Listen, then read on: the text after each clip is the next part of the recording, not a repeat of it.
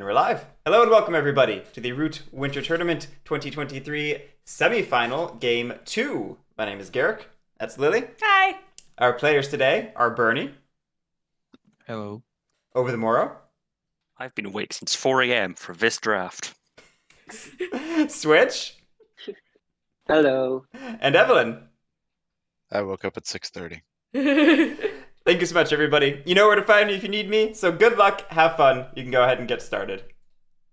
This draft is so cursed. Alright. Yeah. Look, what is this? I think the only goal of a map pick is to make Badgers suffer as much as possible.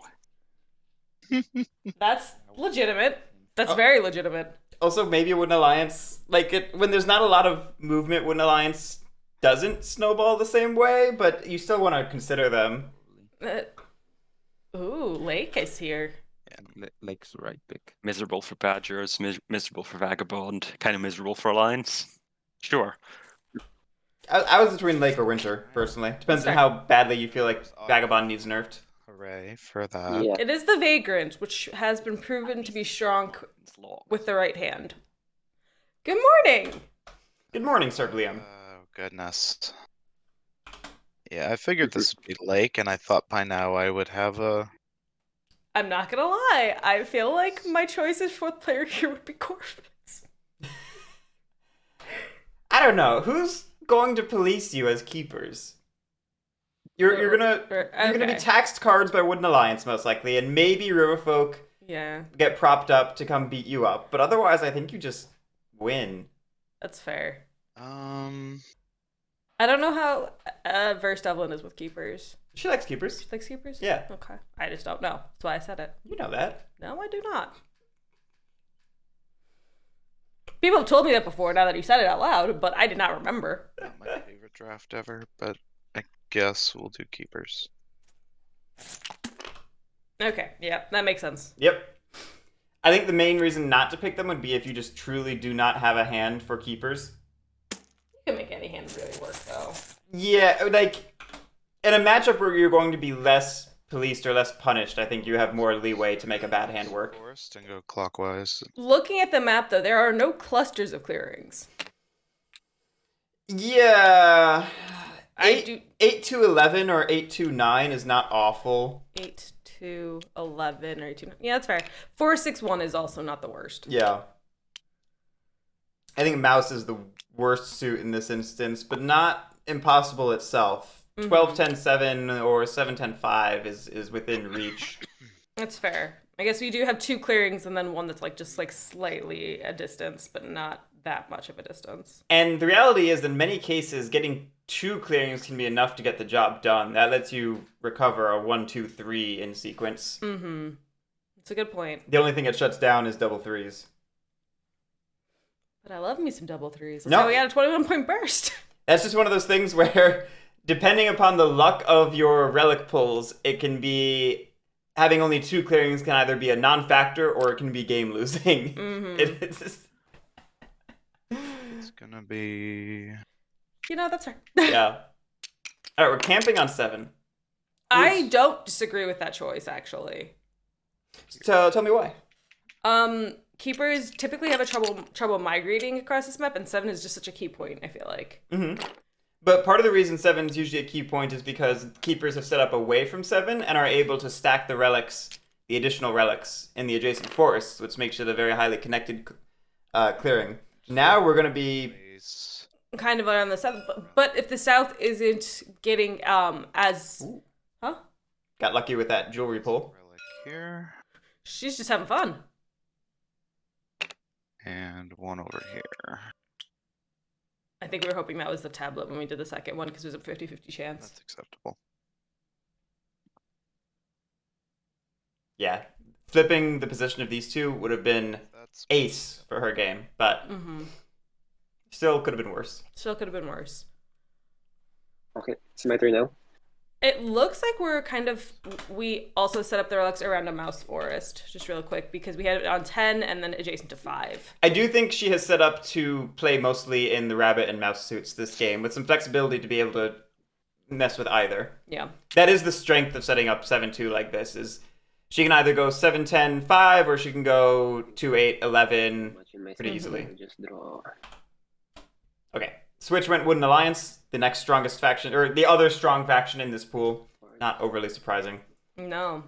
Although we did not see any Woodland Alliance wins in round 3, so... We didn't see many games with Wooden Alliance, though, did we? No, we also didn't see many games with Wooden Alliance. Fun fact for anybody who's watching, the semi-final schedule, any faction image that's not on there had a 0% win rate in round 3, so I just left them off. I didn't have enough room, so I had to choose, and that was the easiest delineation. Alright, well, worth... How all the stress can disappear just as soon as you see this Cloud City draft. Worth mentioning, Riverfolk Company became unlocked for anyone to pick after Evelyn chose Keepers. Switch chose too quickly for us to mention that, but Switch did have the choice if they had wanted. Not a lot of purchasing power on the board, though. So if we're going Riverfolk, we'd be doing a very internal game, which is possible. Yeah, it's possible. It's just it's tough. More difficult for sure. Lose with some style. Hey, Corvids. Come on, Morrow. Corvids. In a pure racing game, Corvids have great scoring. Their problem is that they crumple to policing. But again, maybe you don't get policed in this game. Yeah, who polices them in this game? I don't know. I don't think it's impossible for Corvids to come out on top of this game. I don't think they're the favored faction out of the matchup, but I don't think they're a dead pick in this instance. You were saying before who polices Keepers, and I do think Corvids has a slight incentive to be that kind of interactive map possible. First seat should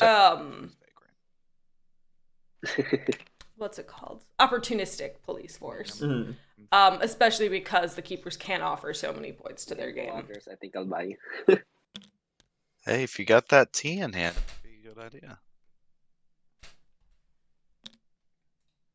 I mean, it all depends on whether you guys would buy cards from me. But I'm thinking looks like a broadly coherent card setup.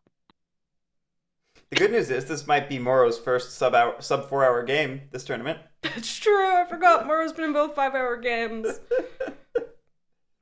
Well, Morrow did get a break from round 3. Yeah. So, but this is shaping up to be a very quick game. The points racing games are by far the fastest. Absolutely. Okay, I'm gonna take some time thinking whether I pick Vagrant or not. Take your time. No rush. Yeah, so this is slightly awkward because a hand that's good for Riverfolk is probably also good for Vagrant. But likewise, if you don't have a good hand for Riverfolk, you probably also don't have a good hand for Vagrant. Right. So which one do you want to gamble with more? Yeah. Lake map is, of course, the worst map for Vagabond because the ruins are farther apart than any other map, more difficult to get to than any other map. Yeah, as much as I like playing others, I think Vagrant's the right pick. So I'm going Vagrant. Cool. It's interesting because we did pick Lake Map as a kind of counterplay to Vagabond. So I'm wondering if we wanted Vagrant. If that's the case, would Winter Map have been better? Yeah, I think that's where... I think from a counterplay perspective, you kind of needed to go either Winter or Lake. And then you probably decide between the two based upon which cards you have in hand. If you wanted to be left with Vagabond, you go Lake. If you wanted to be left with Wooden Alliance, maybe, or Corvids, then you go Winter.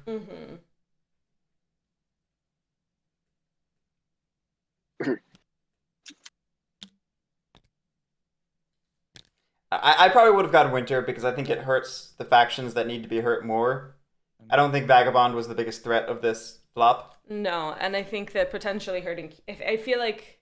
So is everyone ready? Can we click start? But I do feel like it is a stronger map for Keepers. We need to draft first. I don't know. I just don't know. That's the funny thing. Winter map, on paper, should be terrific for Keepers, but then the results just don't show. They always run into some sort of issue on that map.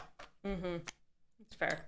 But again, no policing means maybe they don't run into that issue. I don't know. You're missing a box, by the way. The Unchosen Faction. My quest. Yeah, I forgot. Overfolk. I got you. Big one. It's hard to evaluate these pure points racing games. Yeah. Ooh, that's rough. Yeah, that's not... Logistics help isn't bad, but it's not in the right suit. Yeah, that's the... Yeah, I'm gonna click start. As I've stated many times, mouse is the best quest suit. And as usual, I can't see something. I don't see the battle mat, so. How does she not see the... Oh, that's a new one. Yeah, me too. That's why I'm... That's... Wow. Me too. I think I need to reconnect too. Oh. Right back. Okay, I'll wait. We've got people all across the world this morning, so it's gonna be a time. How does Vagrant stack up points racing wise compared to the other Vagabonds? That's a great question, Lizard Casso. Vagrant's funny because they're a pretty mid-tier Vagabond There it is. when played conventionally. Mm-hmm. But if you play them as the Aidgrint, just did we decide Vagrant or Aidgrint? Aidgrint. Aidgrint. If you play them with heavy aiding as like your primary strategy, they can be pretty potent. Mm-hmm. I mean, when you start with that coins, you start with that card draw, you can just go. Right. That starting coins is huge for their ability to play an aiding game. Mm-hmm. Yeah,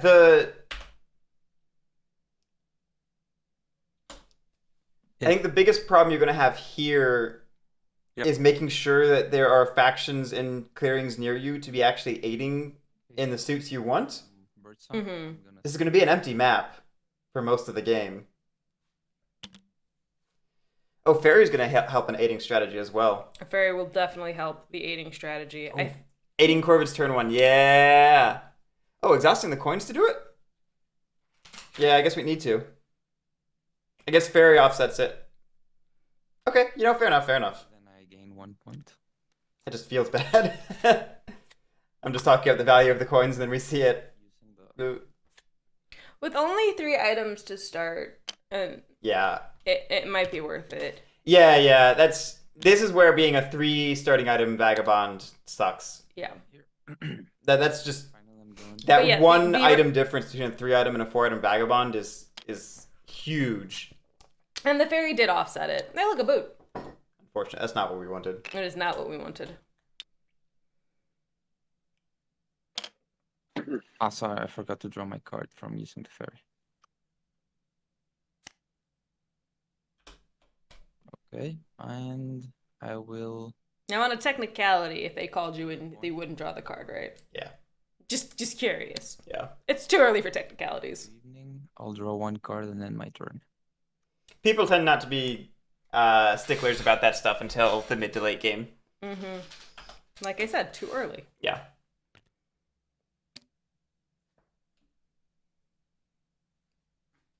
Crafting boots. Solid.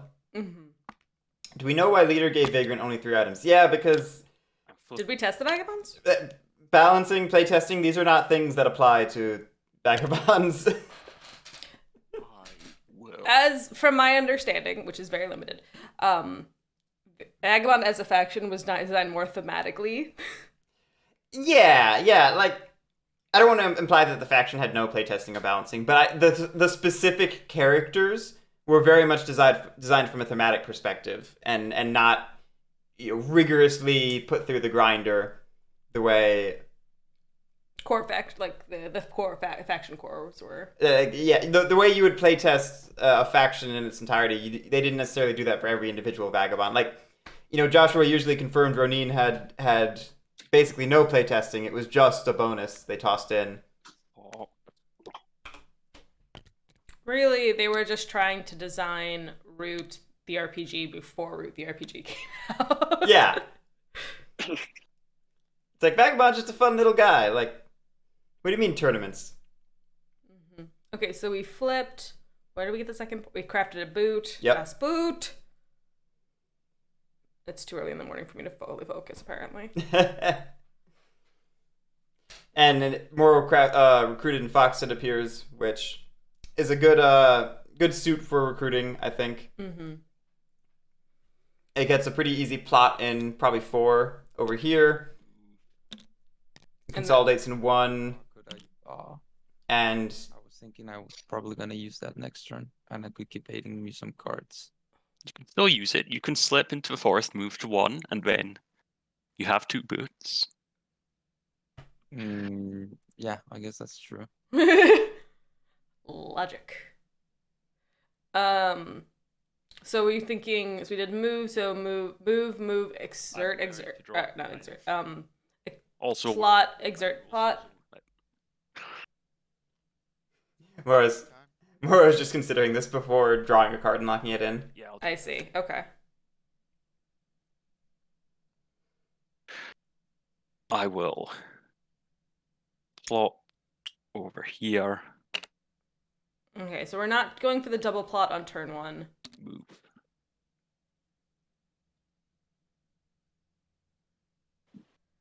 End turn. They'll be in a pretty solid position to double plot next turn. Mm-hmm.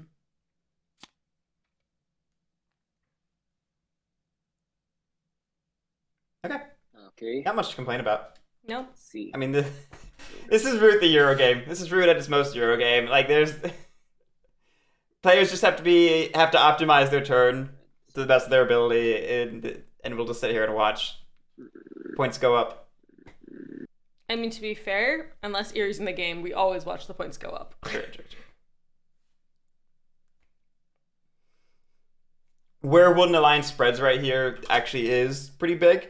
If Wooden Alliance are able to go, say, 6-11 or 8-10, that does help dictate what keepers are likely to do in the early game. Mm-hmm.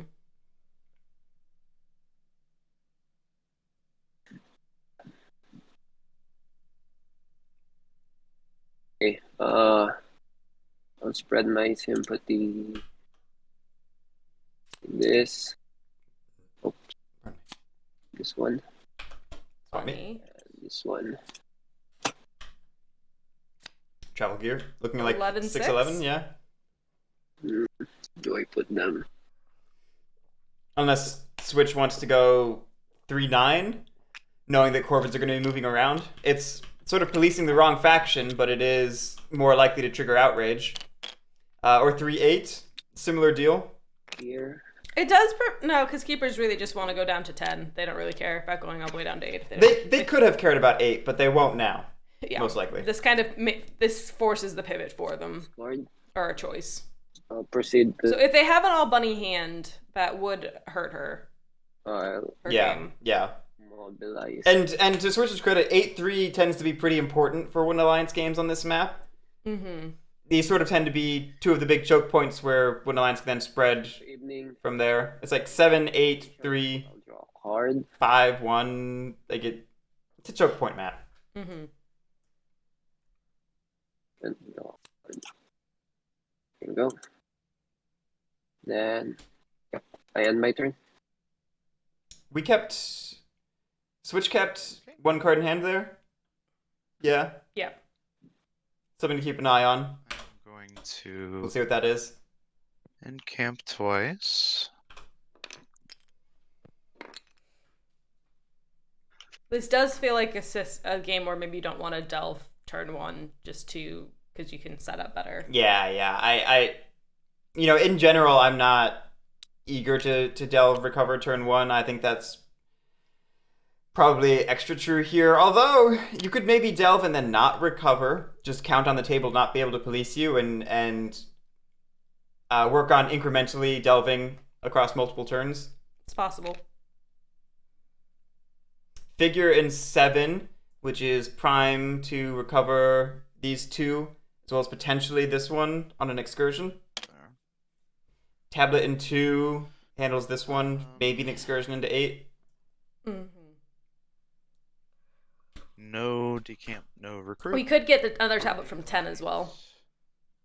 That left jewelry figure on her board, which... Makes sense. Yeah, that seems like the right choice. I don't know, I could see jewelry tablet as the argument. Mm-hmm. No crafting. I think jewelry being one of the two is key, though. Yep. I think we're just going to move. And I'm wondering if she put the tablet jewelry down just to get the card draw up as well. Sure. I just you can with two you can do any combination. She could have placed this on tablet side and this one on figure side. Okay, so she is doing. Oh, she can recover that. She can delve and recover that. What do you know? What do you know? Not much. That's true. I also do not know much. Yeah, so I was saying maybe she delves and doesn't recover on the assumption it was going to be the 3 out of 4 chance that it's not safely recoverable. This is safely recoverable. I don't know that there's a ton of reason to leave it on the map unless you want a roving Devout Knights army. But again, that usually is necessary when there's more armies. Yeah, there's not really many people who are going to come punish you. I think the main reason to have it in this game state would be if you ever need to crack a base, which that can happen. Remember when last year Germ Curry just rolled up with maximum confidence as keepers, annihilated a Wooden Alliance base with perfect rolls, and then just went on his way? Like, it was wild. So we all agree with I love Germ's confidence. What was wild is it was super risky, not like super risky, but it was not a guarantee. It felt risky, for sure. There was definitely risk to it, and he rolled into it like it was plain as day going to happen. Right. This daylight with 3 cards at your retinue and 1 point. Can I see the cards? Standard for Badgers. Oh. We're gonna live off the land, and no cannibalism occurs.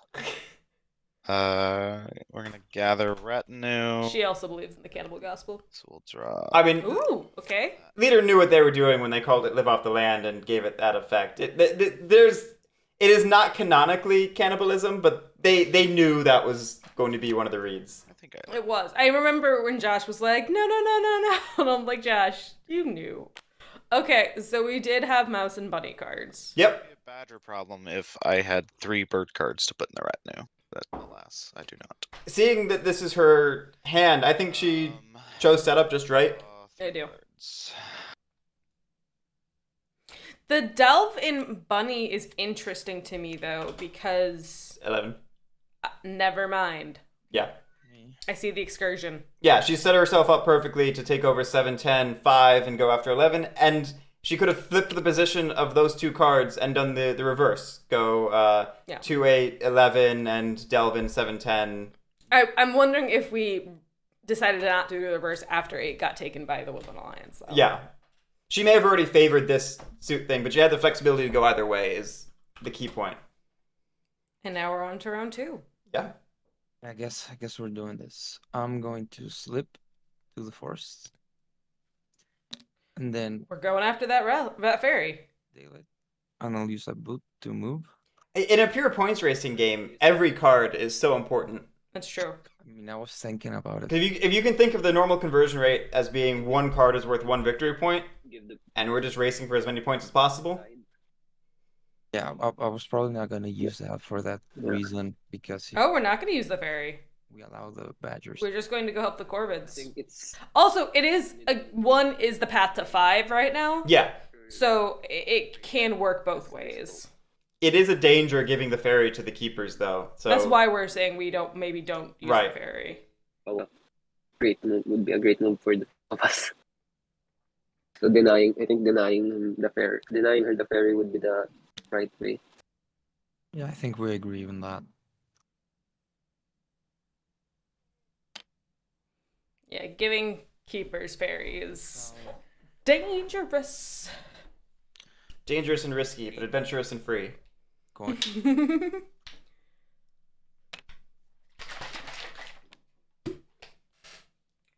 Here you go, friend. I'll take that boot. Thank you. 1 aid. And then I'll aid with the same boot I just got. Aid with the coins again first. No, it was with the boot. So Burnie didn't refresh the coins, it looks like. How? Wait. No. No, we moved with the boot. We aided with the coins that aided with the other boot. Move? You're right. I am right. No. Slip, move. We had to slip, move, aid. No, Yeah. I'm right. Yeah. Das Bag. That's rather unfortunate. Does not have as good of a ring to it. That will be my turn. I will draw one card. It's unfortunate that Burnie's having to exhaust that coins. This is kind of the result of the empty map we were talking about. Mm-hmm. If there were people in the ruin clearings, I'm gonna craft. Burnie would have had more freedom. More freedom to see what the ruin item is and then A false orders. potentially exhaust that. Ooh, nice craft. That is a good craft. I'm gonna flip a snare and clearing 1 for 2 points. False orders just really puts the pressure on Evelyn to never leave relics on the map. It does. Which I think she already was incentivized to do that. Right, anyway. badgers already don't want to leave relics on the map, but it's just so that it's that extra pressure. Well, the line's not keeping Propaganda Bureau in hand. Yeah. Just wanted to state that for the record. Yeah, good shout out. Propaganda Bureau is not the card switch held back because Morrow just spent it. Over here, right? Could still be something like Corvid Planners, though. We've not seen that. We've not seen Corvid Planners. Move. Oh, wait. Wait, no, hold on. Are you- wrong order. Yeah, I was like, that's an outrage. Yeah, I'll please don't leave this one alone.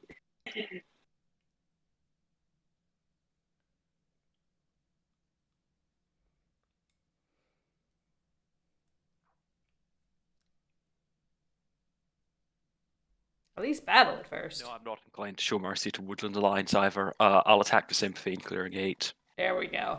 How many cards are in Morrow's hand? 4 cards. Oh, jeez. Are you planning to battle this one? Yep. Because I'm planning to block him. I'm planning to block the Badgers here, so that he won't have so that she won't have an easy access to this route. I am fairly certain Yeah. she can just walk over you. President, yes, Vagrant got the ruin bag. Would be better. So, getting pretty rotten luck on the ruin items. I am not attacking. Well, not entirely rotten. Hasn't pulled... Oh, Vagrant. OverTheMorrow just saying, no, I'm doing the thing. You're not talking me out of it. Let's go. Did Vagrant get the ruin point? I don't know. God damn it. Oh, No, Vagrant's down a point. Oh no! Good catch. We're fighting amongst Badgers. Yeah, it's fine. Okay. There's your Catastrophe. outrage. Wow, the ambush, counter ambush. I didn't see what the first one was. Was that double bird? I don't know. I was... First action, Did you get right? your point? Oh, That was brutal. Yeah. We really... That's maybe why we maybe held back the ambush. That was potentially the card that Switch held back, yeah. should we Good. Yeah, I think you got it. Now. I will move for action 2. I swear, leaders should just take away the points from exploring. It's like the single most forgotten big thing in the entire game. People always forget it. It's true. And then I'll also plot up here as an exertion. Solid. Yep. So did we do double plot this turn? Double plot this turn at the cost of drawing cards, which is unfortunate, but solid. Okay. I am Do a we only little have 2 cards in hand? 2 cards in hand after the ambush. I'm a little worried about lightly defended plot in 8. Rabbit is the suit that Evelyn can do more work in. That is true. This one.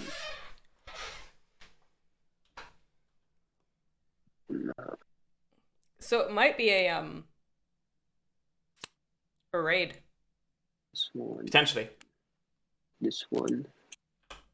It could, weirdly enough, be bait.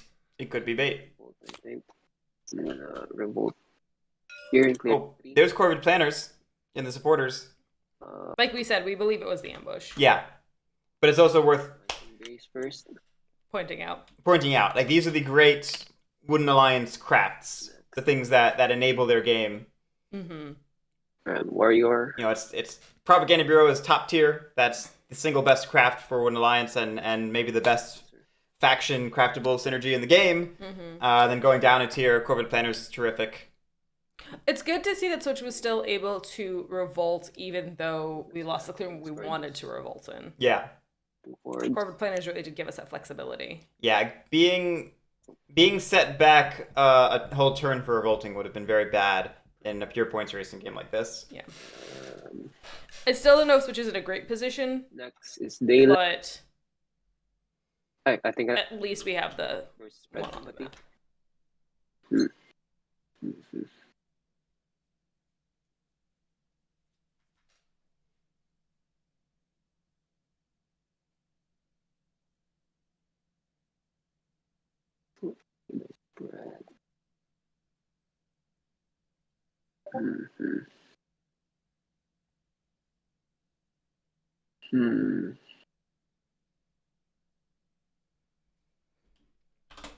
On spread. Okay. Yeah, there's nothing to comment on.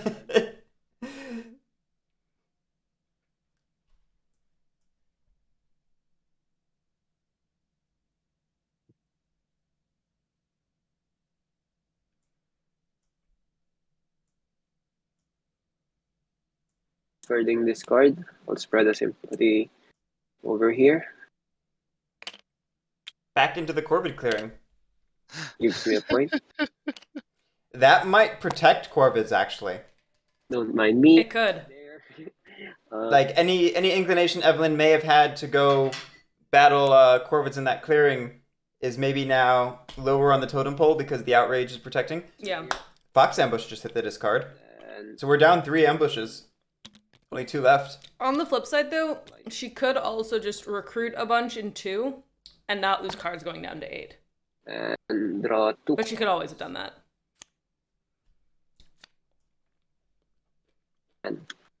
I like that train. Yeah? Yeah. That's my turn. I do think we needed the double recruit just to kind of not protect ourselves because there's not much to protect against, but also to build up the action build economy. up momentum for later. Yeah. That action's going to pay off more than a Fox ambush in the long run. Yes, and then also Yeah, the next I mean, 3 that's hours the problem. accomplishing absolutely nothing. You know what the Crow arc is. Yeah, I guess that's true. But the number scares. You are in the semi-finals. Please act like it. Oh. Oh. Dang! Savage! Spicy. I've got Evelyn to start using spicy. I'm so happy. Harsh but fair, Burnie says. Harsh but fair. Play is to just let crows keep flipping so that people don't have to think about the Badgers so much. Evelyn, you said this quiet part out loud.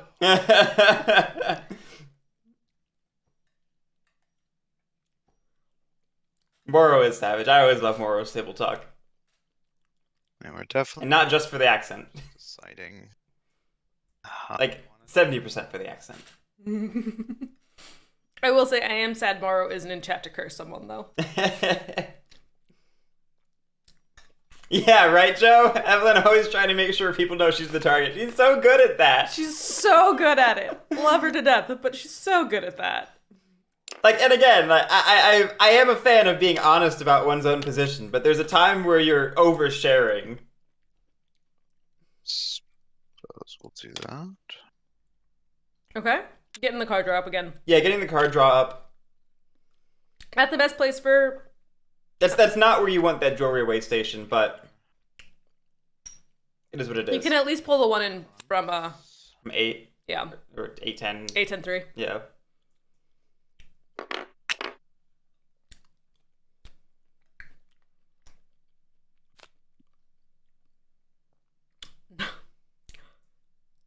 So part of me is like, no, don't get rid of tunnels, because I really do love tunnels for the keepers. Tunnels is a great craft for the keepers. I think this is a game where it might end up being less necessary.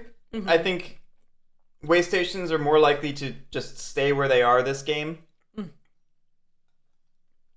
I mean, because of that, that's why I'm thinking you might need to force decamp and recamp somewhere. Right. And you might as well have that one on the opposite side of the map just to have tunnels be... Sure, but At the same time, I just don't know that it's going to end up being necessary. It's pretty easy to reach most of the relics that she needs from her current position. It's true. Again, I'm a big fan of tunnels for Badgers. I just don't know that it's going to end up doing the work this particular game because of the faction mix and the map layout. That's fair. It's definitely understandable. You know what? I think I'm actually just gonna full recruit. I hear applause. Ooh, T. T and coins hitting the discard. 7 points. That's one of 3 T cards accounted for. Interesting recruiting up in 7 and not in 10. Potentially, she's leaving the way station in 10 undefended, Alright. so that it's getting the card draw, but it's not a hard commitment to that clearing. Obviously. And it does keep a rule as well. Yeah. This implies to me that she is going after clearing 8, though. Really? Because she emptied her hand. That's fair. I guess for me, I don't know what it signals for me. But yeah, no, you're right. That makes perfect sense. I don't know why I thought differently. Do I care enough about that?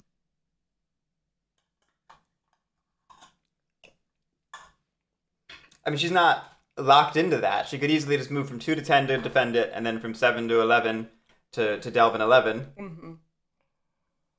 She has flexibility. It's just the heavy recruiting implied to me. I think we move. Getting value out of those cards before triggering outrage. Badgers to 11. Nope, looks like we just want to recruit up. I mean, she could go 11-8. We still could go 11-8. Move 3 Badgers to 8.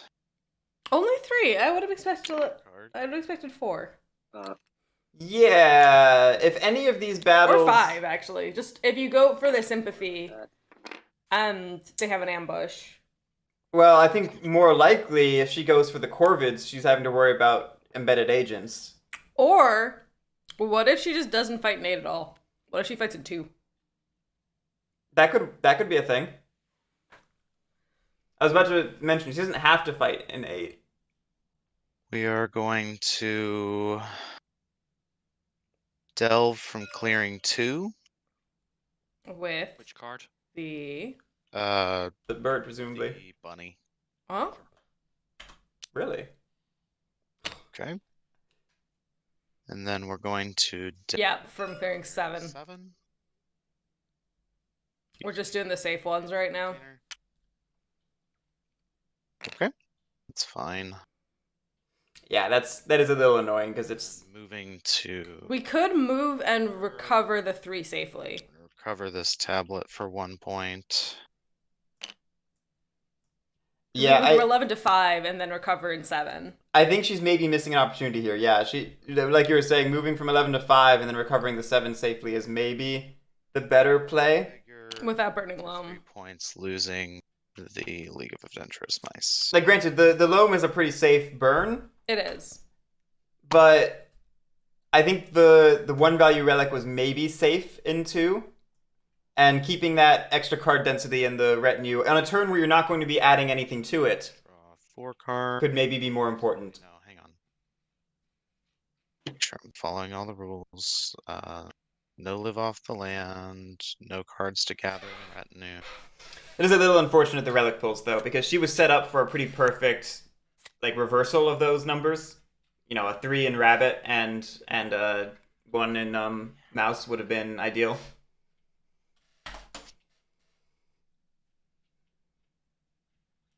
Alright. Back to Vagrant. Vagrant now has the slight issue that Corvids are not with the remaining ruins. Mm-hmm. So Vagrant may have to take a break from their Corvid buddies. That's possible. That's, yeah. We could start aiding other factions, though. This could be a good chance to But get... do we want to? Yeah, They're terrible factions to aid. You have to be careful about aiding Badgers. But maybe getting like 1 aid in right now. I think the hope right now is to pull the hammer from a ruin and not the sword. Because then you could leave that sword on the table. You don't have to recover or explore and grab it. Mm-hmm. And if you don't have a sword, you cannot be forced hostile. Mm-hmm. Yeah, You're free to just play your aiding game. I'm just gonna slip to clearing 11. I'll explore using my torch. Here we go. Hammer! Look at that. That is exactly what we wanted to see. Yeah. And this is maybe a boot back into 5 and then craft a T. Quick hop up to clearing 7. That's not too hard. I mean, Up to clearing 7, so you get buffed. I'm gonna get beat up after I craft that T, won't I? Yeah. Probably. Yeah. If he doesn't craft the tea, it's a clever bluff to make us think he has it. It was painful to use that T as a recruit. I'm not gonna lie, but I didn't need to give you a T, so. I mean, I guess the question is here that is it worth more hitting me rather than hitting somebody else if I move to clearing 7? And I think I they mean, had he has to hit something. I think Badgers had to hit something either way. I guess he can only hit me once, so yeah. She can hit you twice. Yeah. Well, Yeah. if you go into mouse, if you stay out of bunny, she can hit you only once. Yeah, but I think this is assuming moving it to 7. I only like. I mean, you want to get to clearing 10. Thank you. I like my pick. I only like 7 if this is what Burnie needs to aid. Because we're not going for that final ruin. Sword man. I would imagine. I mean, in my mind, that ruin's dead to us. Did I score my point for So- scoring? I think I didn't. This turn or last turn? I I don't don't know. know. You have I can you see have not flaw. scored any points. You can ask Guerric if you want. Yeah, we should ask Guerric. There's nothing in chat. You have not scored a point. Ah, okay. Well, I'll score it if everyone's okay. Okay. Yeah, sorry. Did miss Only- it a second time. Only one missed explore point at the moment. There. Which is still potentially going to hurt Burnie in the long run. Yeah.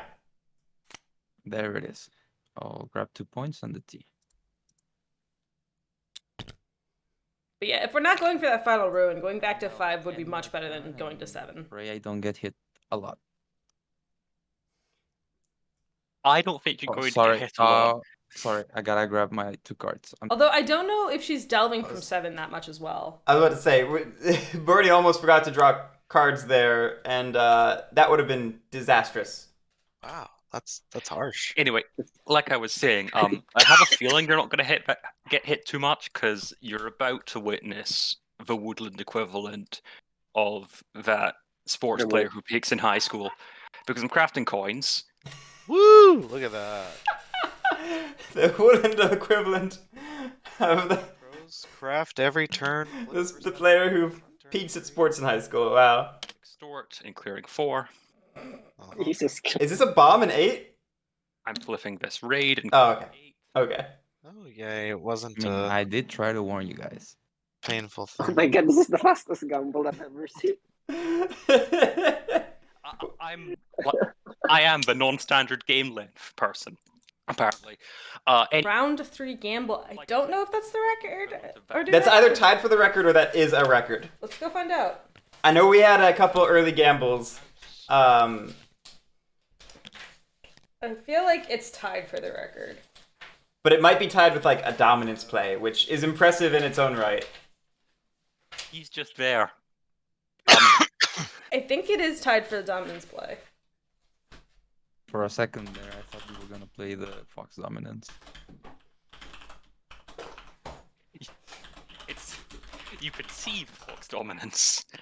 I mean, you were saying that you were probably gonna draw attention to yourself, and I only saw one dump, so. Okay.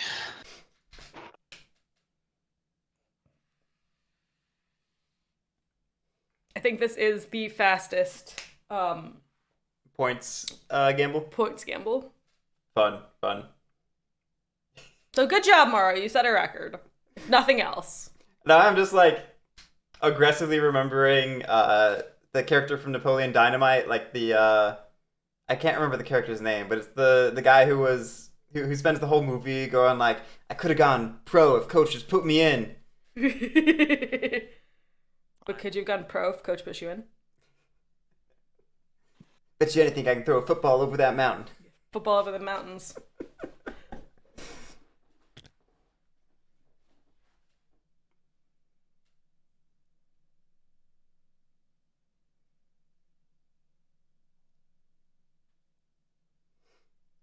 Moving to 12 with the fairy, leaving the snare undefended.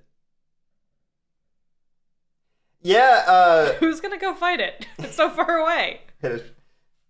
Keepers could move in there. But then they're not doing the Vagabond. That's true. Very fucking are.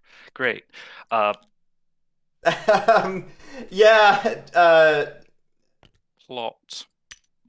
Draviz say, we were saying at the draft that Corvids could theoretically, do terrific here if they just don't get policed, because this is a points racing game. Who's going to police them? And here we are.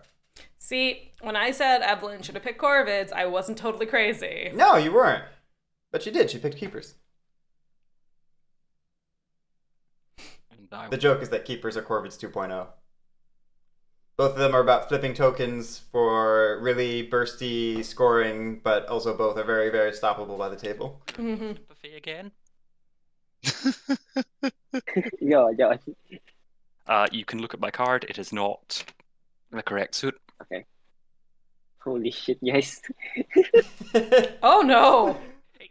It's at exactly the wrong time, but Yeah, you're not gonna craft that, I think, but just so I you know cannot. that he has a master engraver. yeah, Well, that was did you Master just- Engravers.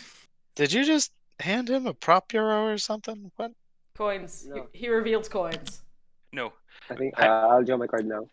yeah, because it goes into supporters one, so even if it was Prop Bureau, it doesn't matter. You've seen Prop Bureau, I recruited that's with why. it, Ah. and we've both told you the card I showed him was Master Engravers. Fair enough. Ah.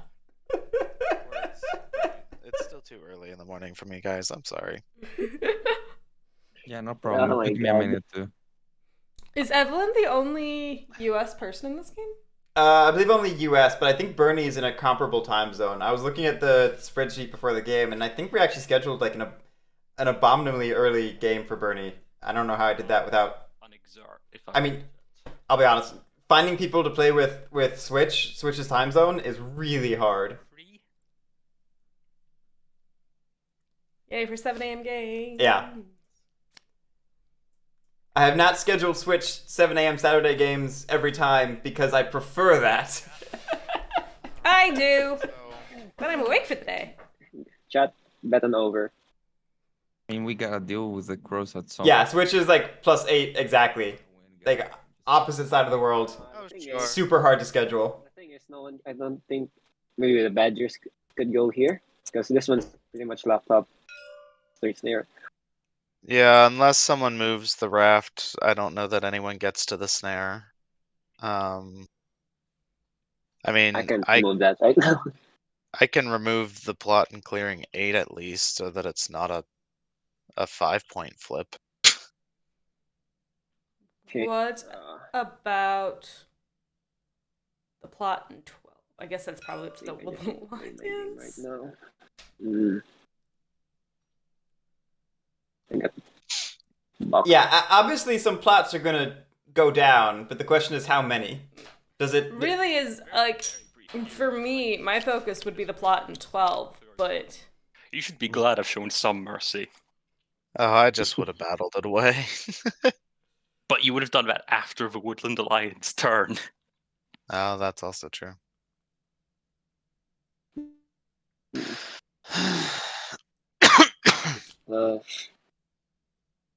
I don't know if Woodland Alliance revolts in 8 now, with that being the situation. They might... Well, if the situation was they flipped 1 into 8 Yeah. instead, I don't know if they battle that away. Or they, revolt and kill the Badgers in that situation. Yeah.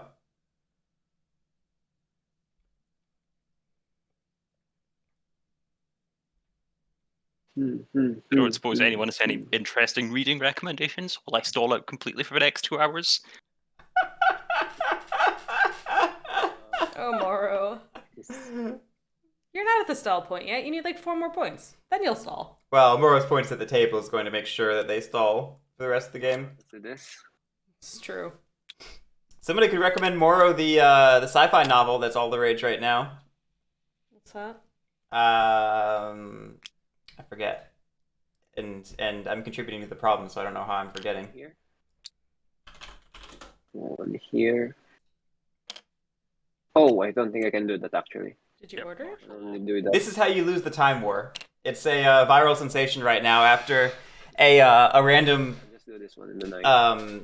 Twitter person tweeted about it, and then just like it got massively signal boosted by the right people and started selling like crazy. Guys, I'm sorry to interrupt, but I feel like that's extremely apt for the situation as well. I cannot see it. cannot. I think. Can you see my spoilers? Yeah, I think this is a bug. Okay. Yeah, there's a common bug with the supporter stack. It's probably better just to keep them in a pile. Yeah, that's weird because Switch was keeping them in a pile up till this point. I don't know why Thank you for that. he switched. Yeah, it's fine. Then The instinct to put them Hey, in the supporter stack is. okay. And then spread. It's high. It is. I'll just go.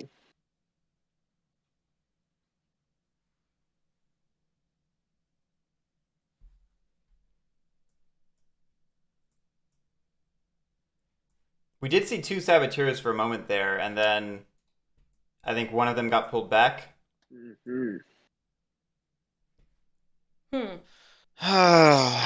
This is difficult. This is tough. I don't have the action economy to yet. I will, but I don't have the action economy yet to properly police crows. And yeah, me too, man. Woodland Alliance can't do anything. Vagrant doesn't have a sword. Not yet. Oh, boy. If Woodland Alliance could train one more officer right now, they actually could move from 3 to 9, battle the plot there, have a decent chance at removing it, and then recruit back or move back. I feel like I'd been a fairly. I would have been happy if you'd given me Woodland Alliance. Let me put it that way. Yeah, I mean, I have an Emigrate in my hand before. Okay. Let's see. Proceed to evening. I do this one. Switch now has 3 officers. Badgers, are you planning to? If I put a sympathy here, are you planning to eat that sympathy? Not necessarily. I mean, my primary goal right now is to get rid of this, which I still don't love because I don't love giving crows warriors. But so you can't guarantee to. I mean, if you go into 8, I only have 2 battles. Like, I don't have a specific reason to just keep giving you supporters. No, yeah. If you're not, because I'd rather give you the sympathy rather than the crows right now. So if you don't think you can't battle that sympathy, then I think I won't do it this turn. I mean, it just depends. Do I roll a 3 on the battle? That's what it really comes to. Is if I roll a 3, then yes, I can battle away your. Well, and I guess I don't. It's very conditional. Yeah. Still have 3 sympathies. Yeah, okay, I'll just do this one. It's better for you not to do that, is what I'm hearing. Yeah. I mean, I do think Wood Alliance could try and take out that plot in 9. I'll move that one then.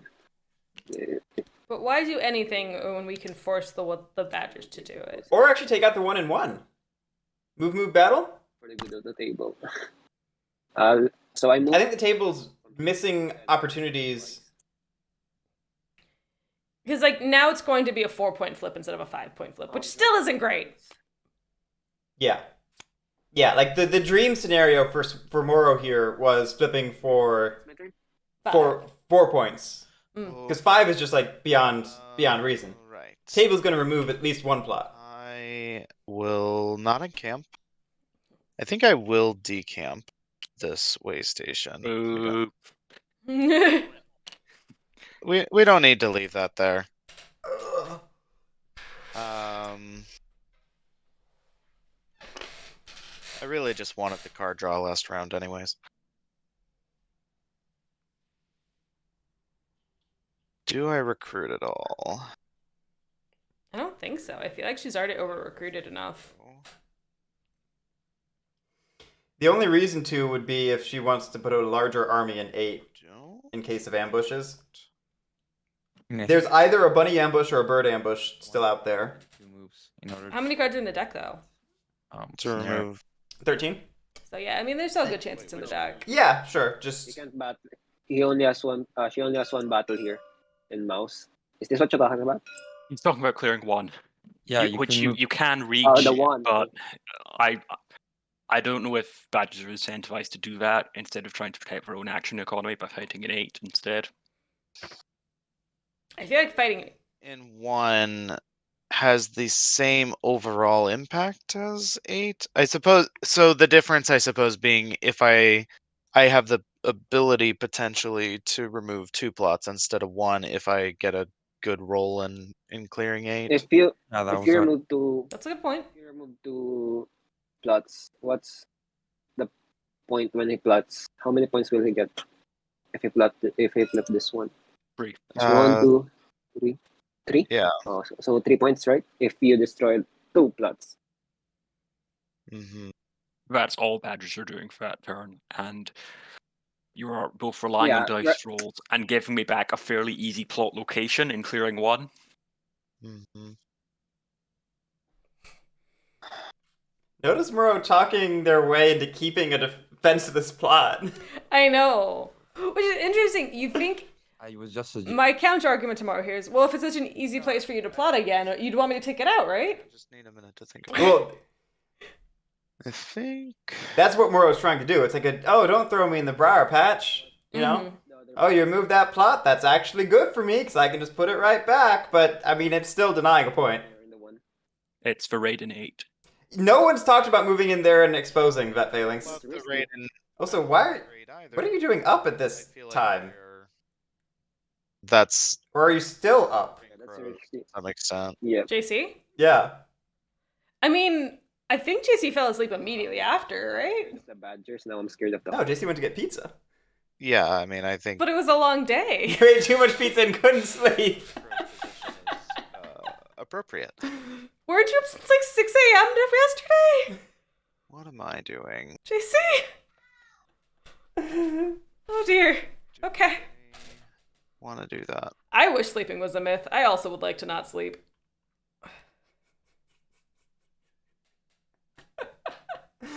Sorry, I didn't mean to turn this into the JC show. I realized who commented and was like, what? But yeah, no one's talked about exposing in 12, which is a little interesting. Uh-oh. I hear a small child yelling for help. That's probably Evelyn's child. And that's probably Evelyn's child. Yeah, she's on solo parent duty until like 8:39, so like another hour 20 to 40 minutes. Yeah. Sorry, guys. Or 50 minutes. I can't math. It's fine. It's funny, we can hear the child yelling, so it's like, oh, at least we know what's happening on her end. Oh yeah, child's fine. She's making noise. But also, like, we know where she is because the child is yelling. Yeah. I think... The scary part's not when the child's making noise, it's when they're not making noise. No, it's when they yell and then go silent. Yeah. That's the scariest one. If I do that... Where does that put me?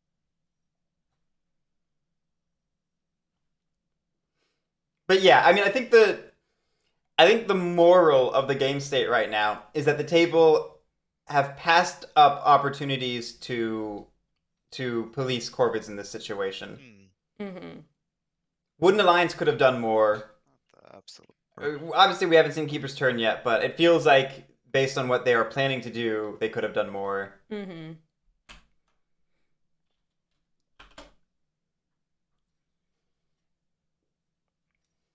I mean, granted, Corvids are going to have a heck of a time closing things out, but... It's round 3. There's my fingers are more obvious over here when they're not in front of my face. Okay. I think no recruiting, moving to daylight, no crafting, sadly. I hate that I'm not crafting. And I think I actually do like moving down to 1. Okay, so she might be battling in both. Benefit for me. I will say taking out 1 is easier than 8. Move. Yeah. Even with two rolls, like it probably can take it out, but like there's a risk you might not. Well, the dream is taking out both. Well, the dream is definitely taking out both. Now this gives you the option to do that, but you will for sure take out 1. Yes. The book that this was in. I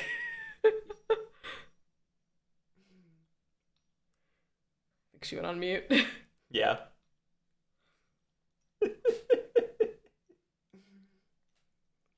Very sweet.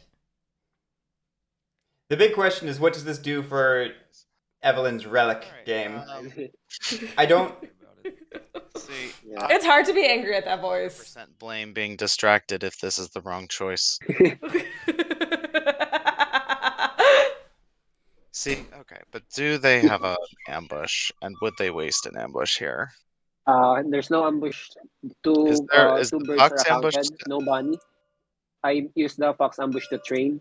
That's All the right. ambushes are accounted except the mouse ambush. Okay. The same. I think there's no ambushes, no fox ambush. Okay. Only the mouse ambush is no. Imagine. Interesting. I missed one. I was getting there, guys. Okay. We are going to use our bird battle to remove the snare. Sure. She was just using her resources of the other players. Why waste time counting when you can have other people do it for you? True. No delve. Gosh, no. Why would I delve?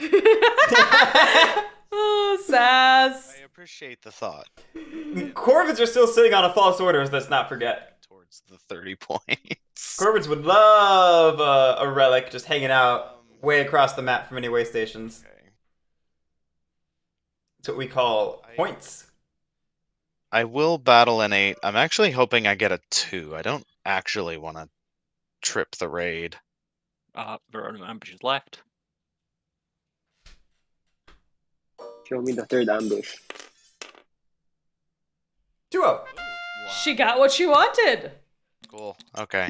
I mean, Loki, I think Mora wants that point more than the Warriors, but... Cardboard for Vagabond, I guess, if they want to do that. We are going to delve there. I'm going to pick up this tablet.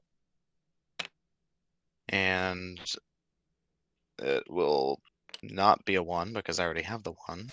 So that will burn my Smuggler's Trail. How many cards do we have in hand? 4. Okay, so she can still replace her out now. She's in an okay spot. Action. The big issue now is that this is stuck on the map. I'm pretty sure I just back it all up. So move or cover. If she does back everything into 2, then... Live off the land removes 1, leaving 5 warriors in 2. So false orders removes 3 of them, leaves behind the relic presumably, so that that is 2 warriors, a relic, and a way station in 1 clearing for Corvids to potentially try and eat. Yeah, we'll just be conservative. There's a false orders on the map. I think this was already...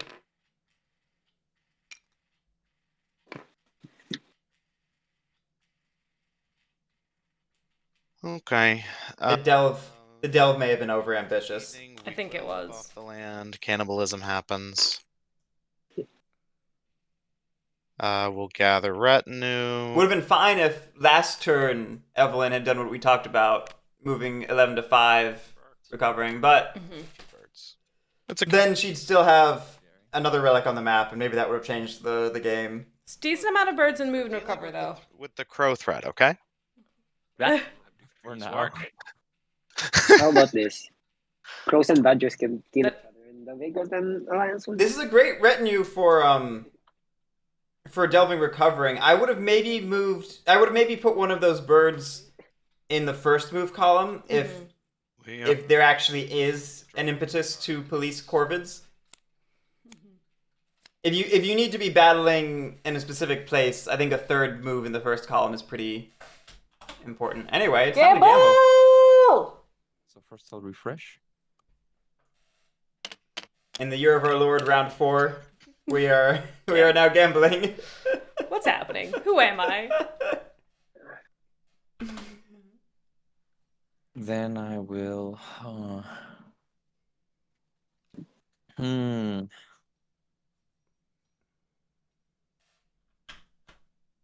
I'm not going to say there's no policing possible for Vagrant against Corvids. Mm-hmm. But the only policing possible is moving to 12 and exposing. Or picking up the sword from the ruin in 10 and then going and removing the plot in 8. We had said that we hadn't gotten a sword yet, to me implying we plan on getting a sword. Yeah, that's not... I don't know if that's the best strategy for our aiding win. It's gonna take me. Yeah, so like this is a little reminiscent of last night's game. Is Vagrant has propped up Corvids as a threat, as a resource to go allied and do 8 points. I mean, to be fair, I feel like they were the safest one to give cards to, but apparently I was wrong. No one is safe. Yeah. Sorry, I'm very loud sometimes. The question is, can you keep feeding Corvids? Or do you have to throw yourself on the grenade a little bit and give up your primary scoring path at the moment? Because picking up that sword is risky. Yeah. Mm-hmm. That's right. We're at the top of round 4. We're Gamble's 1 hour live in. now. Gamble is live. Get your bets in. If I had no other coins, wouldn't it? That would be fun. We can craft coins again. That's fair, Phalanx, that's fair. Bet against the coins, I suppose, would be if Vagabond picked up the sword and went and whacked the raid, which I still don't love. Yeah, I can use my insight. I mean, it's still attack, denying right? some. I think. What do you think, Badgers? Do you think we should? I think we should pop that trade either way. And yeah, I think it's up to you guys. I mean, it's still denying him some points. it's denying points. It's removing the potential for crafting of a second coins. Yeah, I think you should just. And I think I haven't saw the. Thanks, Bat. Did you guys have the other coins? Because I can't account for it. I discarded a coins earlier, which means So there's another. there's I one think unaccounted the big for. Yeah, the bunny coins. I haven't seen it. The mouse and the fox coins are in the. So there's a possibility that crows have it. So might as well. Whoa. Sorry. I thought you're going for a dominance. So, Guerric, I have a question. What's up? Can I, as the Vagabond, use the torch to incite myself to fight the wraith? Yes, you can. Instigate, yes. Okay. Yeah, so that was what I was thinking. Instead of picking Oh, up because the it's sword. undefended. Yeah. That legit? Yeah. That's amazing! So is the Vagabond? That's pretty fun. I have not seen that before, and I love it. Yeah, I wasn't Not on my game. I wasn't thinking about that, but that is the better way to do it. Don't grab a sword, still fight. More harm than good. I might think of it if you want, but right now I don't have it, and I just discard one. I mean, But, nothing set yeah, in I'm considering- stone. If you guys craft some swords, I might pick up the one in the ruin, but I mean, for now, Yeah, sure. Yeah, you can do that. I mean, right now there's no. I'll go on with the rest of my turn. It hasn't happened yet, Red Toads, so you haven't missed it yet. Right here. I think we're about to do it, though. Well, then use the hammer to craft. Another T. Another T. Nice. Nice. Another one. Very good for you. All right. Vet Phalanx, I think the ruling is actually that you cannot instigate if somebody does not have a piece to battle as attacker, which like it's a weird area. I don't think I'm not even 100% sure that was actually ruled on. I think it was, but I'd have to like go digging and find it. But yeah, the key thing here is that Vagabond does not require a sword to battle. That's how Vagabonds traditionally initiate a battle, but there's nothing in the rules preventing a Vagabond from battling with no swords if they're initiating it via another means. We're aiding the Badgers. Okay. Bird card. Here you go. This is how keepers win.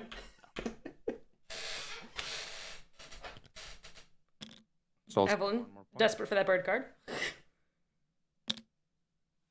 I will then move. 2 points for T, 1 point for instigate. Good luck on leg day, still Soto. Then instigate. So I will choose myself as the attacker and the Crows as defender. Slap fight. We both take a hit, right? Because you're also undefended. I mean, I don't know. I guess we could ask Guerric, but I think the defender takes an extra hit. The attack. Yeah, defenseless is only for the defender. Should we ask Guerric? You can confirm that to Guerric. Yes, Just ask Guerric. Yeah, Guerric, please help us. Yes, defenseless is only for the defender. Okay. That's a good question, though. Itself and its confusion. Oh my goodness. What is that? That's a great move on Burnie's part. I really want to highlight that. That's good outside of the box thinking. Yeah, I would have never thought to instigate against a defenseless piece to kill the piece without a sword. It's one of those things that gets talked about sometimes, but you like never actually see the practical application of it. I mean, I guess I still have 2 boots. I think it's like the second time we've seen instigate all tournament. Yeah. It's not used well. Yeah, it's really cool. I wanted to explain what had happened just in case. It wasn't totally obvious. Right here. Hey guys. I will then... Hanging out where Wooden Alliance could revolt. You can aid me if you A want. little risky. A little risky. Suppose I could move and use that. No, wait. No, yeah, that would require 3 moves. Yeah, sorry. Yeah, I will use those 2 moves and I'll then move on to evening. I want to point out there again was a potential opportunity to move into 12 and expose that plot for another point, and to just shut down Corvids. End my turn. Come on. Do you have it? Yeah.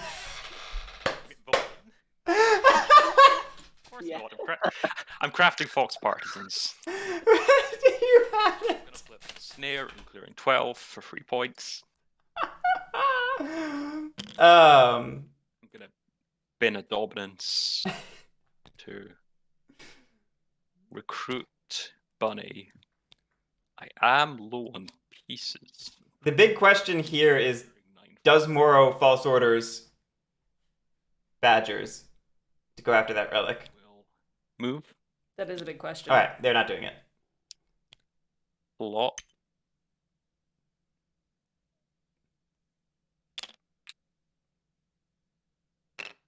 Yeah, the Wooden Alliance base is within reason as well. I think Morrow's maybe going to wait around. Maybe go after the base when it's when Wooden Alliance has probably moved some warriors off. I mean, I expect Switch is going to keep 3 warriors on it. I am surprised we did not use false orders this turn. I think it's important to not use it. I mean, that's 3 points. You just leave it on the table. Well, Battles. What are you talking about? From the relic and the way station. Yeah, but it would have taken good rolls in a whole turn. In clearing 10. That's fair. Because it's still 2 warriors with Devout Knights active. Okay, that's fair. Morrow would have had to like move, battle, and get god rolls on all of it. I accept. I have exerted, so that is the end of my turn. All right. Okay. Let's see. I think this is going to be my chance to talk about the gamble. So, nobody gambled on the Wooden Alliance. Poor Wooden Alliance. Not one of you. 2 people gambled for the Vagrant, 2.8k coins, 8% of the gamble. 8 people gambled on the Corvid Conspiracy, 15.2k coins, 43% of the gamble. Okay. And 3 people gambled 17.5k coins on the Keepers in Iron, 49% of the gamble. So, lots of faith in the Corvids, but big money on the Keepers. Yeah, this is hard. Yeah. It's hard for me. Alright, yeah, that's actually... Valence, I don't know if I love plotting an 11. Blocking rabbit rules, a path to making recover. Awkward. Okay. Do. Yeah, I guess it could be a trap. Well, so I think Morrow's pretty clearly going for the I'm sure. overplot in the hopes that one of them survives plan. But we are reaching the point where Morrow has to maybe stop plotting. And I think maybe they can get one more flip. I think that Red's Toad's meant to say, I'm a student, I'm in debt. But it's a department. So which department is the right response? And get this card. And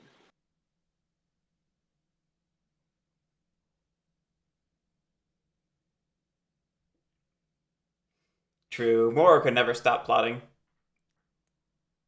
That's fair. I mean, all this time Morrow couldn't play, he's been plotting in chat to destroy people's games. Yeah. Ooh, a False Orders bomb would be interesting. Oh, that's true. A False Orders bomb play is within reason. the hell? That actually...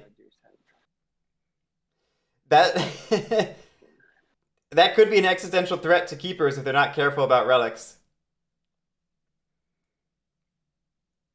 Okay.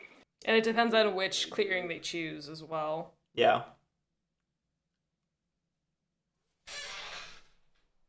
I guess Badgers could eat my sympathy then.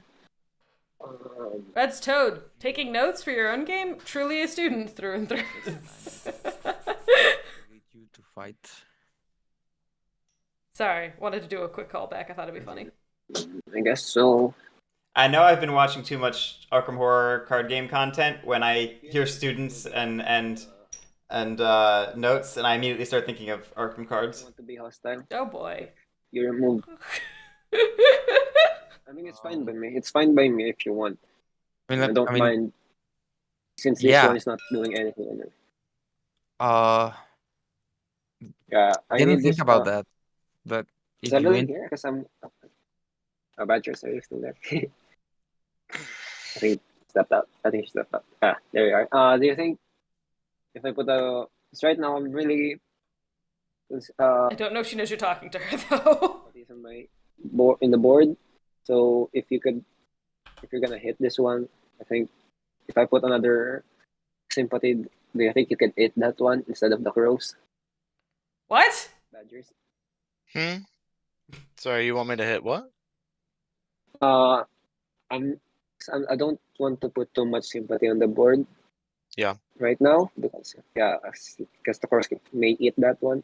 So it's the same negotiation as last round. Switch wants Corvids right now. Keepers to promise to remove sympathy. But I think crows get... Because I'm planning to put one here. Crows get 9 points if you don't hit crows. do that too. Yeah, if you place a sympathy on clearing 12, I could remove it. Oh, in 12, I can't put one. There's a snare there. Ah, right. Sympathy there. Like... Yeah, it's Am I missing something? No, it's coming from the right place. It's Switch wanting to be like, hey, we have to deny points from Corvids, so can you remove my sympathy so that Corvids can't? But I feel like it might be at a detriment to battling the Corvids. But right, it's at the cost of not policing Corvids. 1, that's not a problem in the slightest. Does Win Alliance have any of their core craft improvements? No. Propaganda Bureau hit the discard. Corvid Planners hit the discard. We have not seen riverboats or boat builders, as far as I can recall. I get it. 5 doesn't help me. I've already got myself a little out of position. Alright, first, what are we planning on 11 and 10 right now? That's the thing. So 10, I'm probably going to at least attempt exposure. Exposing. It's a bomb. Going in the sides. Night Monarch, because Corvid's a great faction. So we could at least. So you two could at least slow down the. There's just not really much policing happening in this game. There's not really a police faction on the board. Yeah, I mean the answer is look at the faction. So basically, the faction matchup. We've got a Vagrant without a sword. A Fox battle that I'm not. We've got Keepers who are not bothered with anything. It's not that I see. We've got Will of the Alliance. It's just a pure points racing game, and Corvids are great at points racing. When left alone, Corvids will explode. Yeah, the problem with Corvids is that they crumple to policing. But if there's no policing, Vagrant doesn't know. Maybe Vagrant can do that. Yeah, I could do that. Yeah. Because I still have to think. Listen, guys, they're surely one of the factions ever. I mean, top 10 faction. Really? That's true. Yeah. Of the 10/11 factions, top 10. No. Yeah, Gregula, no more for you. I'm sorry. Anyway, One I point think, a turn. Yeah. Unless you both get to the finals. Which Morrow might at this rate. If Vagrant can do that, then we could. This 2-1. I'm in the. Just spread those two to spread sympathy over here. Amanda Applesauce, while I agree that Revoke is a policing faction, top tier seems strong. At least in this matchup where they would have been terminally underfunded. Yeah. Okay. So daylight. I'm gonna mobilize this two.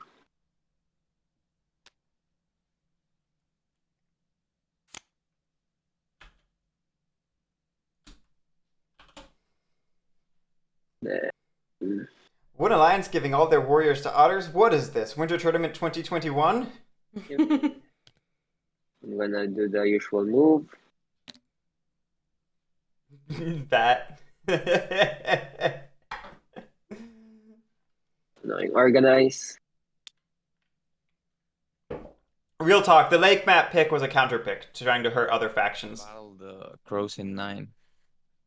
If we want to slow them down. Because it's not ideal for Badgers, it's not ideal for Wooden Alliance, and it's bad for Vagabond. Yeah. I won't be. And then we picked Vagabond. The idea was just to hurt as many people as possible by picking Lake. I think Winter would have been a good alternative. It just hurts different factions differently. That's still a positive points if it flips. But I think Autumn or Mountain would have been a great way to just. I never saw that. That the good factions do gooder. It's actually funny. I do think that Lake Winter might have been a stronger counter pick for Crows because of the connectivity. It's harder to hide in a corner. Yeah. Yeah, Vet Failings. Because Autumn is like highly connected. Very connected. And if you mean actual Autumn versus, randomized Autumn, then the balanced clearing suits are weird, like not ideal, but with random, which tournament uses, you could get clusters. Okay. Let's think about this. That's very true, Dan. Yeah, there's one forest in Autumn. There's one forest that always ends up with 3 relics. There is a likely logical. Yeah, the forest distribution means that you're gonna end up with one that has 3 relics, and you can totally very often make it the big forest. Tough. You're not getting any. The one with 5 clearings adjacent to it.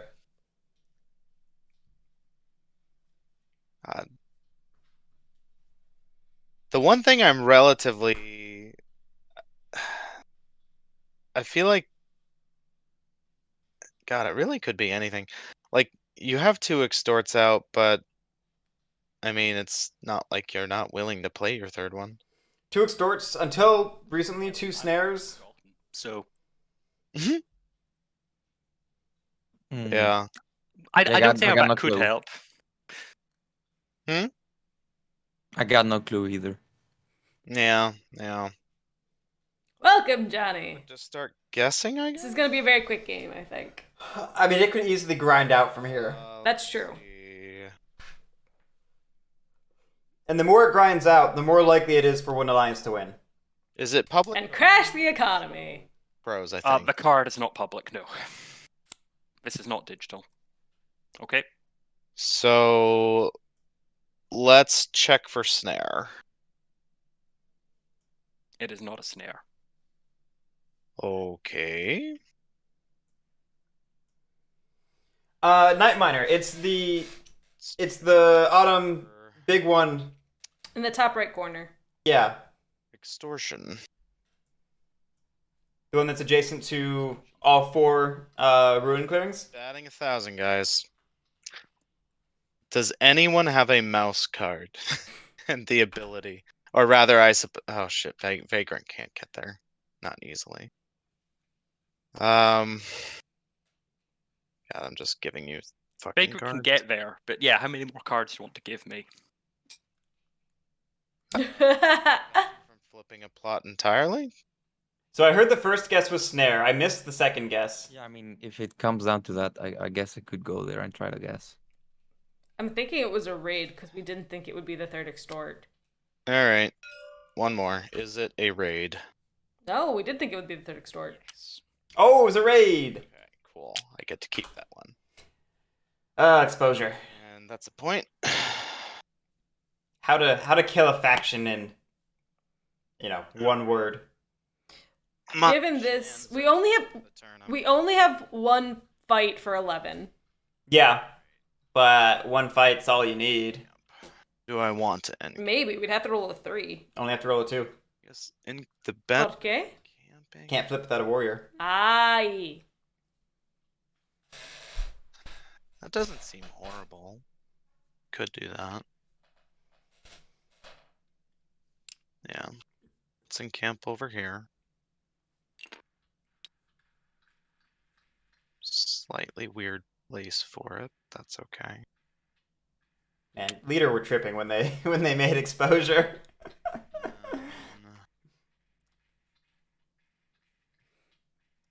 It's leader's instinctiveness to not want battles at that time. We will They just not decamp. We will recruit in Fox. 5 a.m. is not early. 5 a.m. is late evening. just wait for the dexterity-based faction. Recruit again. That's going to be extremely hard on TTS. Yeah.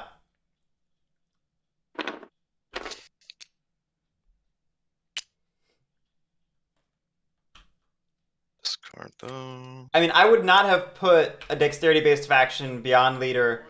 For anyone table reference, the cards given to Corvids were the Mouse Dom and a crossbow. I would not have put a dexterity-based faction past leader for like the Underworld expansion. I think at this point, knowing the tournament meta, knowing that TTS exists, knowing that digital exists, I don't think they would do a dexterity-based faction. But I think before they had those tools or those, I want to say limitations, constraints. Yeah, like it's a self-imposed restraint because of the Badgers down here, Mike. The place that those digital implementations have in the community. Mm-hmm. Sorry. I moved 2 Badgers. I wouldn't put it past them to do a 1-pack dexterity-based faction as an April Fool's joke that came real. And then we'll move. God, how much do I want to commit to this? I only have 1 battle there, so it doesn't like help me a ton.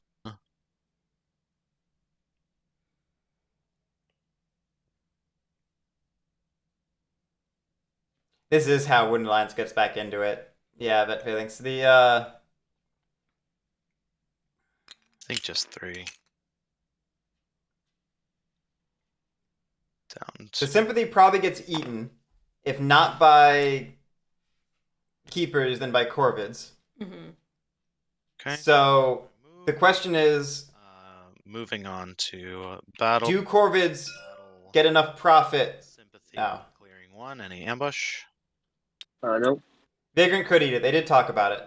The key thing I wanted to point out was that if the table tries too hard to deny points from corvids, it just feeds Wooden Alliance to win.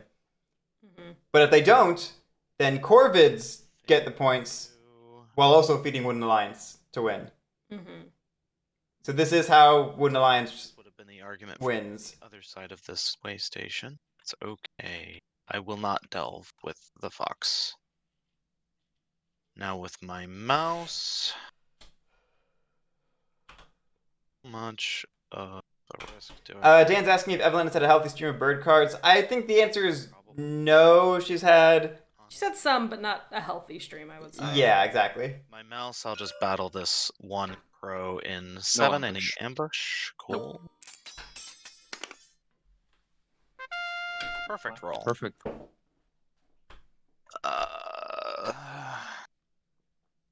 Where were we fighting? It was a mouse. Maybe 7 then? 7, yeah. I don't think I want to delve. Not yet. And then for my last bird battle, do we want me to remove this sympathy? Just feeding cards to Wooden Alliance, but I wouldn't want to, but if either way, crows are gonna eat that. It's up to you. Yeah, I would rather you hit the crows so they don't flip. Even if you remove 2 crows in 11. Oh yeah, that's a good point. Yeah, I think that's the better. If you attack me in 11, you run the risk of losing your safe recovery in 2 because of embedded agents. This is true. Mm-hmm. Yeah, that was the thought. It's a good counter argument for Morrow. I don't know if it works, but it's a good counter argument.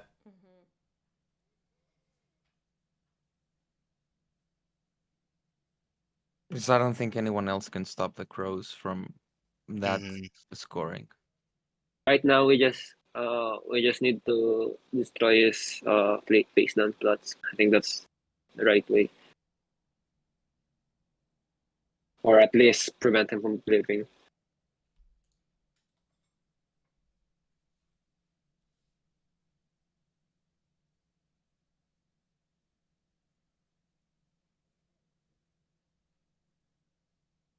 Yeah, I suppose I will do a battle in no ambush. 11. Okay, 2-0. I lose 1. Pain for Morrow. Very much pain for Morrow. There goes the flip. Yeah, at the very least, I guess that plot cannot be flipped. I don't think there's any good guys in the forest besides the lizard claw. Just kidding. There's no good guys in the forest. Yeah, I mean, Step. the route as initially conceived had no good guys. It was all shades of gray. The easy thing is I'm gonna go ahead and recover. Showing, depicting the nuances and horrors of war. Things have been sanitized a little bit as route blew up in popularity and things like the RPG came out, but at its heart, still no good guys. Move this badger to 7.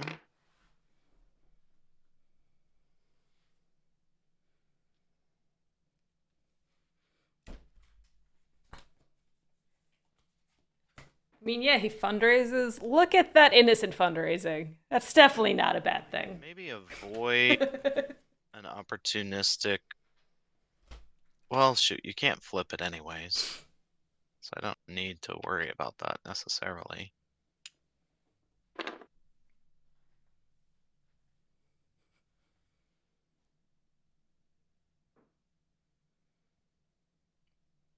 No, just distractions and stealing. I think we'll actually just move this badger over here now.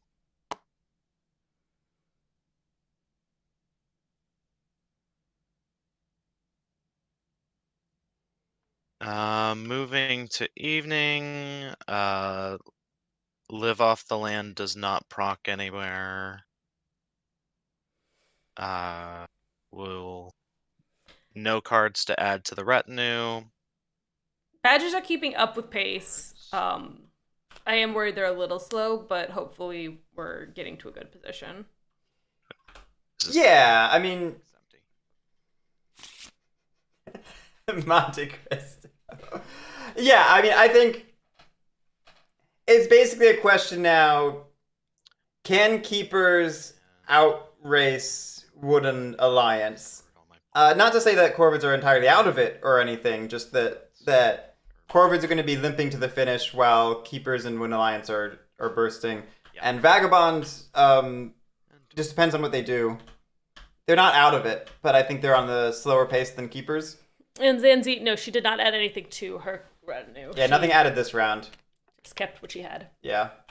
Which isn't a bad retinue. Could use more cards. Then 2 more to be exact. Slip. Right here.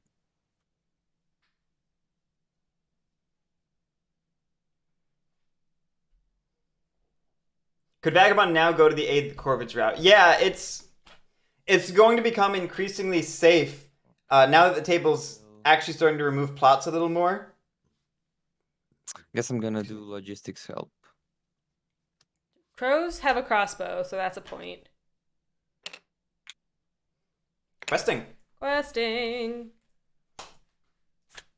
So I get to see next quest before deciding the rewards. Yep. Yes. Okay, that sucks. That does suck. You've got tea. You've got boots. This is fine. I'll take the 2 cards though. It is. I mean, Vet Phalanx. The real play is to expose and then aid with the same card. Oh yeah, it's only draw 2 no matter the quest. Yeah. I've been embarrassingly wrong about that for a while then. Not that I've ever played Vagabond, so... Yeah, the draw does not scale with quests like the points does. I was voting what I missed. Continuing with my turn, I will then craft. No, wait, that's in the wrong order. Yeah, no. Sorry. I will not craft.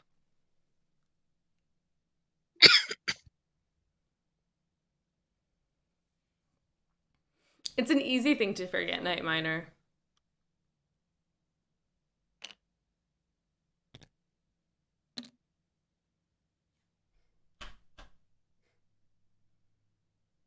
I'll move again.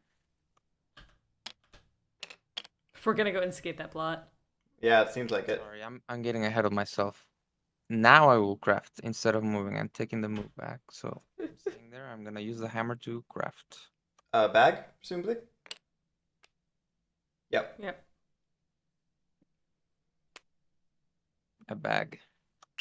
Really? I did not realize that digital had it differently. Or questing. I can't remember if I knew that. Danzy, I would agree with that statement. Okay, this is where it gets tricky.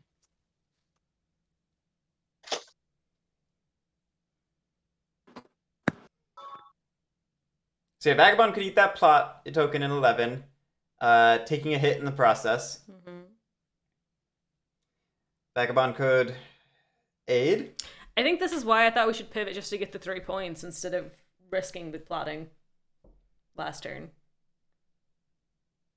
I think Morrow made an admirable effort to double plot so that the table could remove one but not both, but then the table just removed both. Mm-hmm. So exposure just makes it so easy. But if Morrow could have gotten just one more flip off, that would have made their game significantly better. It would have.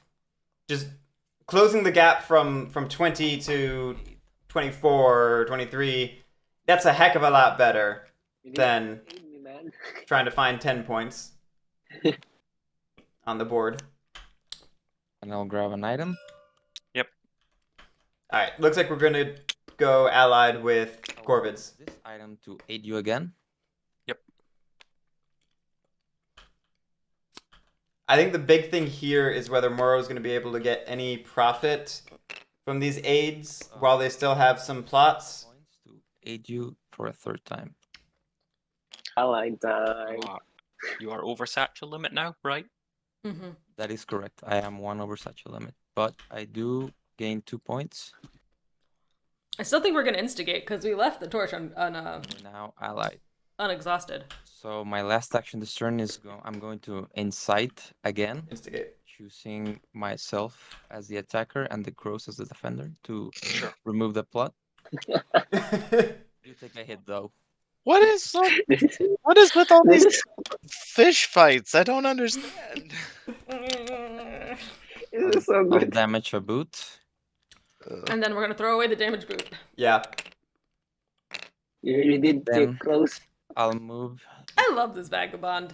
Yeah. Vagabond's fantastic. Great turn. I'll draw 2 cards. So like that's where I was just saying my evaluation of Vagrant depended upon what their turn looked like. Great turn. They're in a good spot. Guard the boot. I'm in a good spot. I love this use of instigate. End my turn. They're allied now, so they can really begin profiting. Mm-hmm. Well, I'm crafting a crossbow. Yeah, to chat's point, probably would have been optimal to do a couple dom swaps to lower the value of the cards aided, but Uh-oh, we got a loam. I can still, I can still do both of those. yeah, Vagabond used the opportunity to pitch the item that was damaged for going over satchel limit. Great turn. That's very good optimization there. Yeah. Funnily enough, though, now we have more exhausted items that we can unexhaust with tea. We also exhausted the tea, so that doesn't help. Yeah. But even if both teas were unexhausted, we still would have too many things exhausted. Next turn is going to be less of a turn for Vagabond. But being on hopefully a 2-turn clock is not the worst thing for Vagrant. Yeah. And now we just aid the Corvids like crazy. I think maybe 3-turn clock is more realistic, but table has to be careful. If they forced Vagrant right now, they're actually helping. I for the don't know reason if you were just talking about, because it refreshes all those items. Yeah. So I don't know who does it right now. We'll see. Yeah, I don't know if anyone does it right now with the Corvids being such a looming threat. Yeah. It's interesting. The Vagabond instigating in 11 did stop the Corvids from crafting coins if they had it. Yes. Which is not nothing. No. Because again, that would have been as good as a flip. Mm-hmm.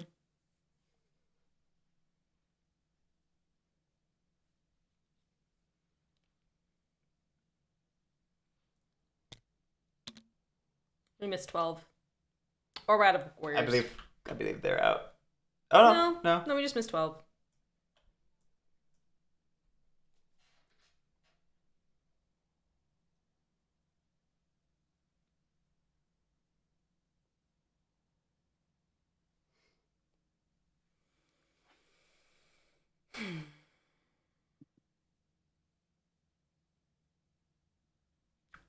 Night Miner, it's No. Yeah. it's helping because it's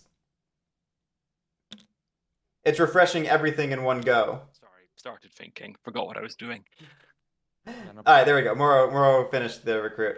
Did we already have one in 7? I thought so too. I thought I think Morrow may have over-recruited.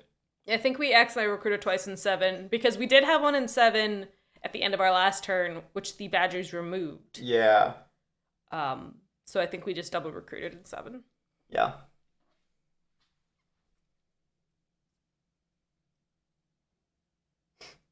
I've been there though. Mid-action, then like brain starts firing and you get caught up in it. I will move.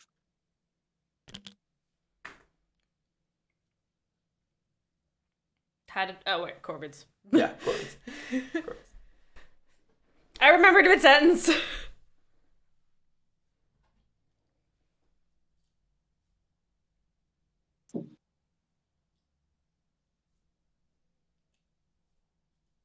Well, no, Night Miner, because they don't refresh automatically. The evening's rest is what's refreshing them in this hypothetical. And evening's rest only refreshes damaged items. Yeah. It doesn't apply to items that are not damaged. Mm-hmm. Plot in clearing 10. So we are going to stick on the plotting. They have 1 T, but not both. And they have 8 items? 8 items, yeah. So even with both T's, they would still not have refreshed all of them. Right. Vagrant in clearing 11 with League of Adventurers Mice. Why me? I'm your friend. Exactly. I have no friends. I got no ambush, man. Go ahead. Corbett's battling Vagrant is interesting.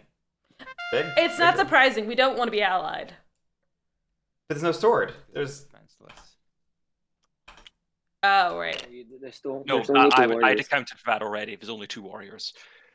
Oh, yeah. Oh, you're right. Never mind. I get nothing. Only 3. Yes. I have no idea why they're hitting Vagrant.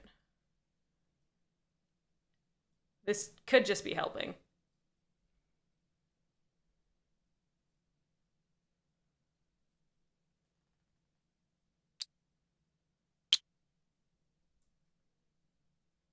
I felt my exertion.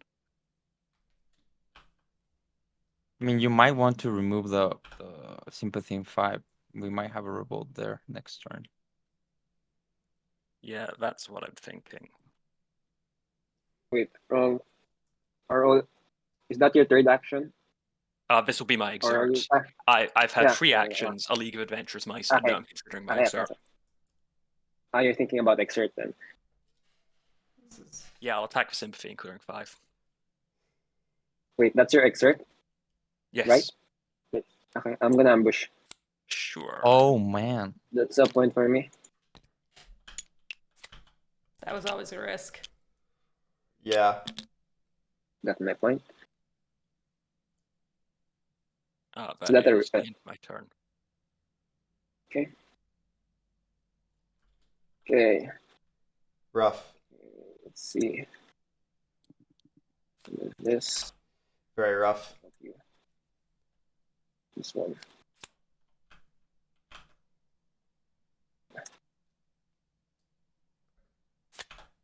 We wanted to revolt here. We wanted to revolt there. Yep. It's the right step. I know Crow's been showing as a problem, but I am very concerned about Woodland Alliance. Yeah, no. I mean, what we've been saying is that this is very good for Woodland Alliance. Warriors. So I only have 1 sympathetic clearing. That's I only have 1. And there, then 1 officer. Okay, and then discards. We do still have a false order. Yeah, I'm trying to think about that turn. I don't think I liked Morrow's turn there. I think the plot in 10 just dies. And we killed the plot in 5 ourselves. Yeah. I would have preferred to see the fight first before plotting. Sucks. This sucks. Can I spread there? Okay, I won't be spreading sympathy. Then to my daylight. Proceed to daylight. I'm gonna mobilize this card.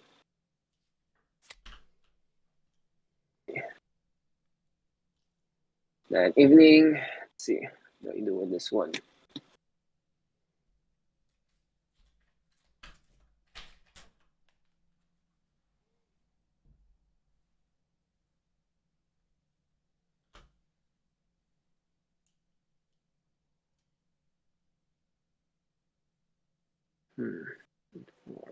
Let me think.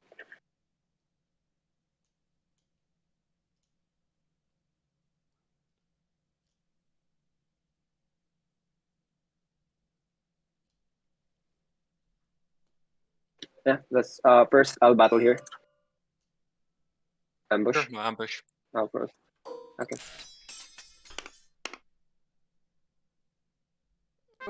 Wow. The rules against Morrow have not been great, or have been too good. Yeah, I'm trying to think. Second battle here. Yep. A second point for me. I think Morrow needed a hard pivot into chasing cardboard last turn. I agree. Like, don't bother with Vagrant. Don't bother with plotting. Keep your warrior density. I still have two. Try to eat the way station in 7 and the sympathy in 5 or something. Mm-hmm. I mean, you already know I thought Morrow should have pivoted when the relic was still on the board. Yeah. Okay. I'll draw 3 cards.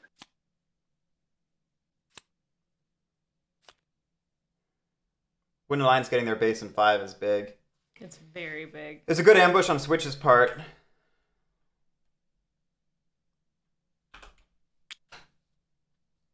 Because it also blocks keepers who were... To convince you we have a Vagabond problem. Keepers were hoping to delve the jewelry from 5. I mean, you 3 are all problems, not me. I think we're suffice to say, I think in this point in the game, I think we're all I'm mostly in a talking very- badges. I'm not a problem, I think. I'm stuck. I'm still stuck. I mean, Evelyn, I don't know if you're talking, we can't hear you. Sorry, I forgot I was muted. I decamped this at 2. Now I'm just having to consider my recruits are a little bit funky, but I think it is what it is. I think we're just gonna spend this dead root T to recruit 1 to this fox clearing. They cannot do a full recruit.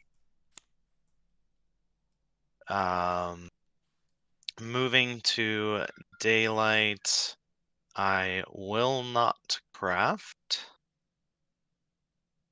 And for our moves, we're going to move these 3 badgers here. You don't say. These 4 badgers here. okay. I think that's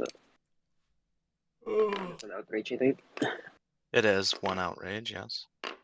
Is she gonna go for that base, or is she just... I think she might be going full steam ahead on Get to pick at your cards. grabbing the jewelry. Yes, sorry. There are no... So that would be the base. Yeah. Can I just... Yeah, I yeah, can you can just look. It's fine. I don't think I can see them there. I think Yeah, I was gonna say I'm pretty sure you can't peek at them in hands. Sorry, my... Whoa, wait. Woo! Juicy cards, guys. Ooh, juicy cards indeed. Anything So you know, interesting? guys. Yeah. Oh, who said that? Who asked me? I think the Vagabond will be very Yeah, interested in... I see why you've been specified not crafting every turn. Why I is think I that? can guess. I guess you can guess. Yeah.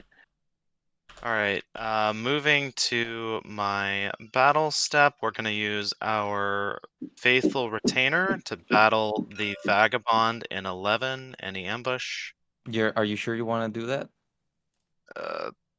Can I try to talk you out of it? You try. This is a Badger's problem now. It turned into a Badger's problem now. Let me just do a quick check. We have shuffled. Mouse ambush has gone up. Oh no, wait, Yeah, not. Yeah, there's a potential for an ambush. I mean, I feel like Vagabond is the correct choice here. I mean, I think if Crows try to get away with the game once again, I'm in a good position to stop them. So maybe you don't want to fight. The only way Vagabond stops me from winning is by winning before I do. That is a swordless rodent. The allied. But I still have my insight and I can move. So allied movement's the real thing. away from your plots and then move back and remove it. See, the issue that I have is that you're allied with crows, and crows have no means of doing anything about that, which means you can just feed them cards for the win. So the real have the ability to issue is it's not policing with coin. Vagrant. It's spending your actions for something that's not affecting them. That's gonna be... Well, at the same time, it could also be... Go ahead. It also could be a safe battle for us because we don't lose any warriors, so we can easily recruit. Right. So this could be just good for our own game. I will delve this figure. It's 3. I do control all 3 of those clearings. And that's also, I think, part of this idea, which I don't disagree with. We're gonna battle crows in clearing 10 in the ambush. No. 0-0. Oh my god. Sorry. Well, I didn't actually try that to go through. Yeah, Vet Phoenix, exactly. Anything about that? Oh. I think you still lose a Badger though. Triple. Yeah, I do. Yeah. That's fine. That's a 3-point plot if you flip that, right? I can't. I literally can't do anything about it. The plots are not particularly threatening. I have no mouse cards to guess, so it's gonna flip. The one thing you're actually policing for Vagrant here is their cards, because you're forcing them to discard cards instead of aid them. Still have a Fox Battle, which I don't. But again, you're spending actions to do so. Use because of my piss poor recruit is actually what it is. That's hilarious. Oh well.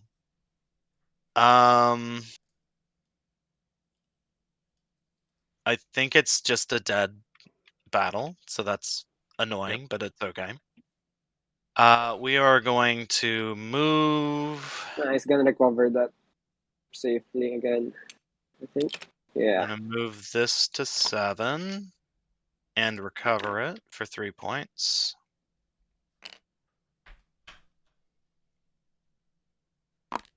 No column bonuses yet. I have one more action here. She is struggling to get jewelry, but we do have the jewelry waste. Yes, we do have the jewelry waste station. We can encamp in 11 next turn. Yeah. Which I think could be a great swing for us. I think she's set herself up nicely for future rounds because she's got. I almost want her to put one more battle in 11. Like if she doesn't have the card student in hand, I feel like I want her to. These 3 badgers up to 4. I'd move all 4 of them, but one of them just dies anyways, so who cares? Yeah, I think she's really hedging her bets here, trying anything to get a jewelry away station next to these. Mm-hmm. Let me think. Do we have any cards in hand? Does she have any cards in hand? Yeah, she's got 3. Is that the best thing? So I would love to see a bunny battle in the way station. In the middle column, if not 2 more. Night Miner, I don't think 1 point for Corvids matters at this moment. I don't.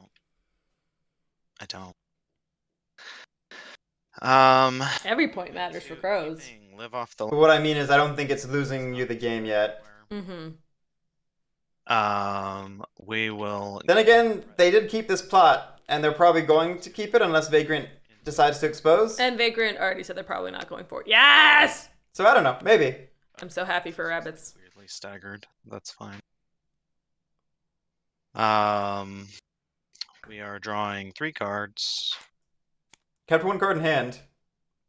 We can't put it in there. Yeah. We're at limit. Further at new. End our turn. So we had to keep the 1 card. So, I'm thinking Badgers have it next turn if we don't do something about it. Yeah. Yeah, Vet Phoenix. I don't disagree, but I also think it's not inconceivable to reclaim the 1 with the first column next turn. I don't know if I have 16 points in me, guys. I think you do, girl. I think you do. I think you can look at the boarding. A part of me is rooting for Evelyn because she's the only one. She's the only she left. I'm not gonna tell you how. I mean, I think 4 has the value of potentially staking out 4 and 6, and just We haven't seen the hammer. investing harder in adjacency to the jewelry. Mm-hmm. So like, I'm not against shoring up 1, but I think that this is doing something similar while leaving options for this in the future open. Is hammer swap meet? I think he is. So I got 12 points very, very easily. 11 points if we're I unlucky. think I really can't help, like, even if I wanted to. So I guess I'll just make my turn quickly so you guys can go. Yeah, I think actually if the table removes this way station, it maybe actually enables the win, doing the math. Mm-hmm. Because that means this can become jewelry up here. You can put a tablet down in here, and you can get your 5-point jewelry, 5-point jewelry. Then Where's another jewelry? Another jewelry right there for I think however many, and then complete the column bonus. Mm-hmm. So that's like 5, 10, 3, 4, 5, 6, 7, 17. That's a win. Yeah, because then we just need to do... gonna burn this. And there's 1 point of flex in there for a bad relic pull. 3 cards. Yeah. Discard down to 5. I don't think we can actually recover all 3 jewelries with only 3 moves. What do you mean? I mean, I don't think it's possible. Mm-hmm. There's so many badgers there. You would...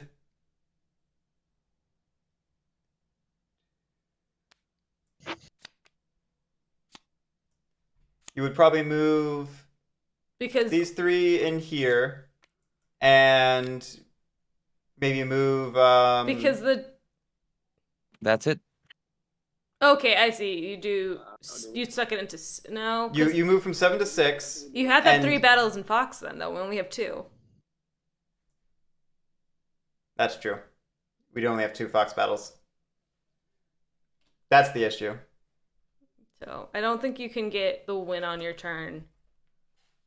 I think she could actually get the win on her turn if they don't take the way station out. Funnily enough. Actually, no. No, my math still doesn't work out right. Yeah, because Sandbox, I was on the same path as you. Retinue's obviously lined up to grab all 3 jewelry. Which Yeah, we that's need what I to was thinking. assume is 12 points. All our because these. Yeah. 3, 2, and then 4 points of column bonus. And actually, maybe this as well, in which case the win is pretty guaranteed, I think. Oh wait, actually, she could encamp in 5. What are you thinking then? How do you at least slow him down? That could do I was it. thinking maybe... No, I don't think even... She can do it. She can do it. She can do it. She can do it. She can do it. Really? She encamps in 5. Yes, too many warriors. And then encamps in 5 with the tablet, and encamps in 11 with the jewelry. You pull all 3 jewelry into there. You pull the oh wait, no. My pronouns are she, her. Oh, I'm sorry. I'm so sorry. It's okay. No need to apologize. Yeah, no, because then you just move all of your shit into 5 and then hope for good rolls. It still relies on good rolls against the Wolves of the Lions, But there's a path. She could do it. Yeah, there's a path. Actually, leaving that 1 in 5 could potentially make the path, funnily enough. Flip my plot. I'm extorting badgers by... But again, that depends upon the way station being removed in 1. Yes. Yeah. Actually, no, it doesn't. Because... No, we still need 2 way stations. Because the 1 in 1 is a jewelry and the raft is in 11, it doesn't. Ah, fuck. Oh, the fairy. Ooh, what? You got the hammer then. Yeah, that's unfortunate. Who crafted the hammer?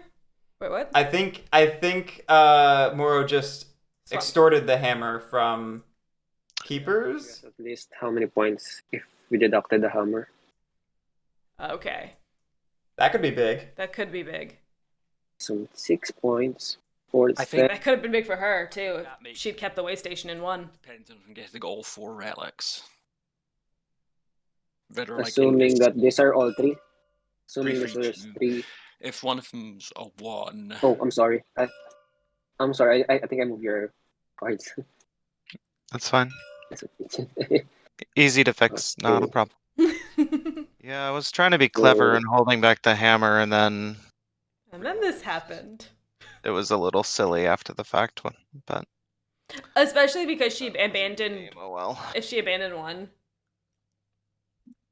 Can it help if? So she. It sounds like she intentionally didn't craft the hammer when she could have. Yep. And that's maybe going to be game losing. Potentially. But yeah. I still have a recruit.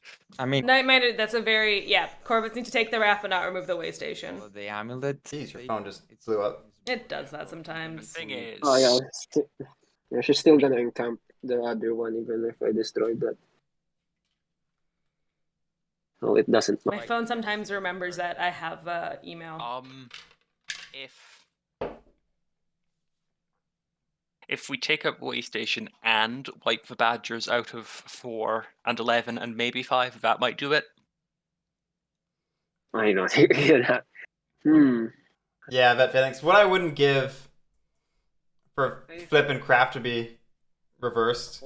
I know it's because they want you to be able to craft with bombs before you flip them, but you know. But what if you had craft, flip, craft? Well, why not have it all? That was kind of the idea of what Thuy did for the tweaked mini tournament that he held in December. He gave Corvids a floating craft where they could take it at any point that they want in their turn. Oh, that's cute. Yeah. It's like you get the birdsong craft if you want it, but you also get the evening craft if you want it, just based upon what's best for your turn. Mm-hmm. You can use... You know, you can put down the plots and craft the thing, but then everyone can respond to it before you can use it next turn. But like most people. Yeah, it's an interesting change. You know, it's that can be battled. It's kind of the... It's giving evening crafting while letting people who love birdsong crafting have their thing. And yeah, it's only once per turn. You don't get to craft any number of times on your turn. It's just anytime on your turn you can initiate crafting. If it's the perfect, I mean, that's cool. I like that. If this are the perfect amount of points, yeah, that's the thing.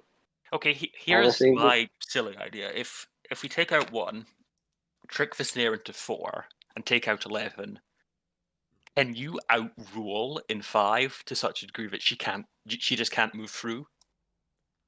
I mean, you can use false orders. Don't you have false orders for that one?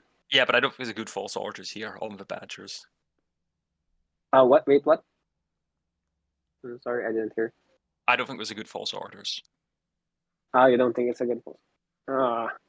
I don't have any. My other warriors are here. I don't think I can Actually, false ordering the Badger out of 5 would be pretty good. Mm-hmm. Into 4, especially if we're planning on snaring there. 4 or 11, just consolidating it. That's a good idea for me. I mean, that's 3 moves, and I don't score from that. I think I need at least... I mean, if we all lose, it doesn't matter who scores, I guess. It's the best logic. Right now to throw all my actions right now.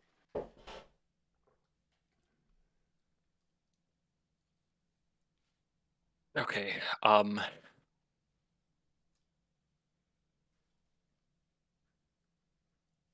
don't know what to do. I think false orders from 5 to 4, then trick. What does false orderings from 5 to 4 do? It prevents her from encamping here. You could just battle there to do the same thing. Battle. Let me see. Let me count first. No action. If that's a good deal for me. I mean, it's just 1 action. Yeah, it's like you're telling me to spend actions tricking and spend my false orders moving single Badgers. I feel like you should be willing to spend 1 action yourself. Can I see extort or fast false orders real quick? Pick up this one. It rounds up. No, I know.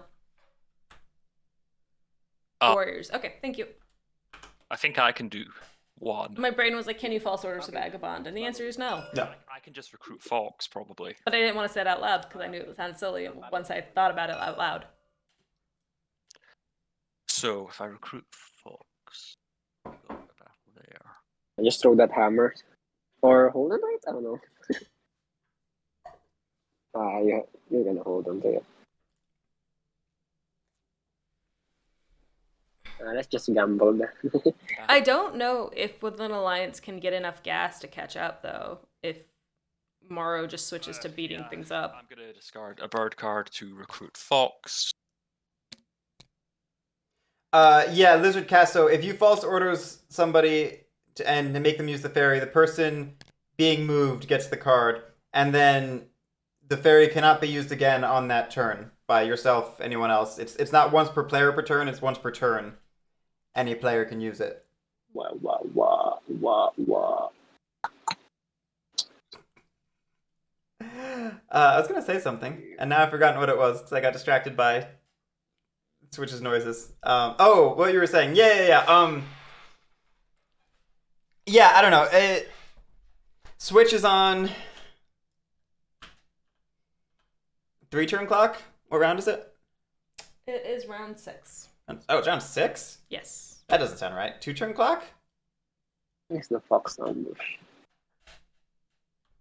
4?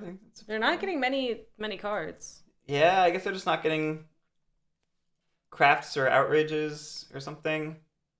Their engine's a little underperforming at the moment. Well, right now Switch is nervous about putting out sympathy to feed the crows. Yeah. Because I do think that if we put out too much sympathy, the crows do win just on the sympathy points faster than... If you're not careful, yeah. I knew it. I knew it. Ooh, she ambushed! So... Evelyn ambushed and won! Okay. So, that doesn't... If I was crows, what I would have done was move from 11 to 1, so the ambush wouldn't have mattered. And then if Evelyn didn't play the ambush, I could have plotted there too.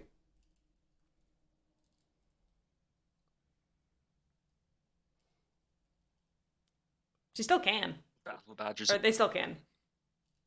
No ambush. 0-0. Feel it. Or No. the opposite. That's the opposite. Okay. And everyone died. The end. It's a terrible story. Still possible with the move from 7 down to 11. Yeah. On to my exertion. And in camping in 5, right? And encamping in 5. Like I said, we don't need the 1 removed from 1 so long as the raft stays in 11. Wait. I will attack with my exertion attack. Yeah, the last one's still a tablet.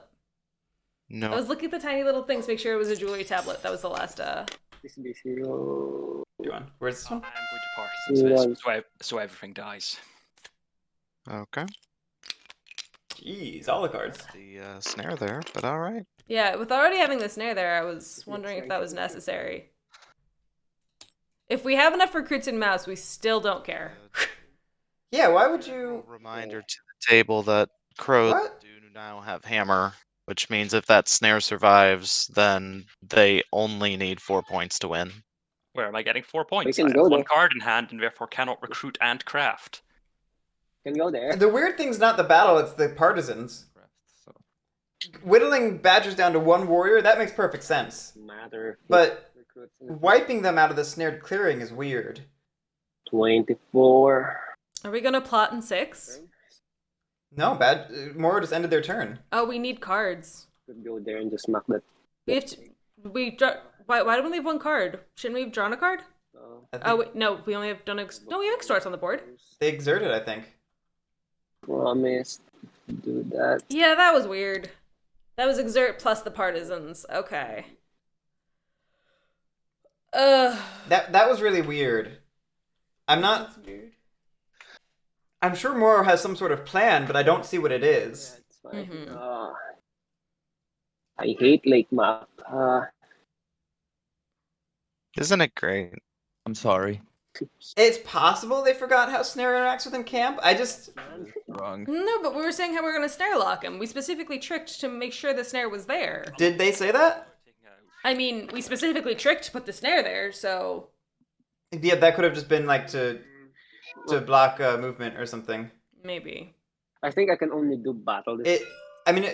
Regardless, I don't think Moro would forget that. Like, Moro's No. pretty knowledgeable as a player. Yeah. I need some points, man. I really need some points. Yeah, Gregula.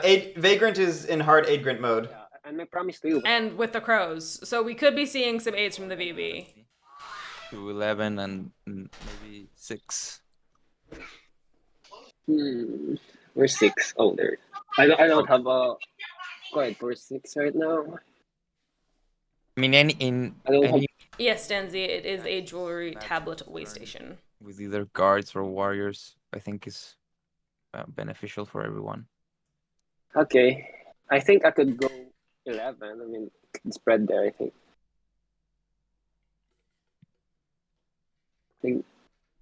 Yeah, I think I could spread. She could just set up to be on a 2-turn clock, which I don't think is Night Miner, when you're holding Alt to look at something, you can press Shift to see the backside.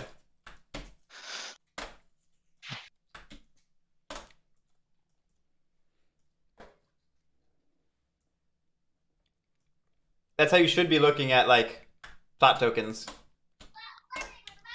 If you're the crows. If you're the crows. If you're other people, then... Don't look at them. Don't do that.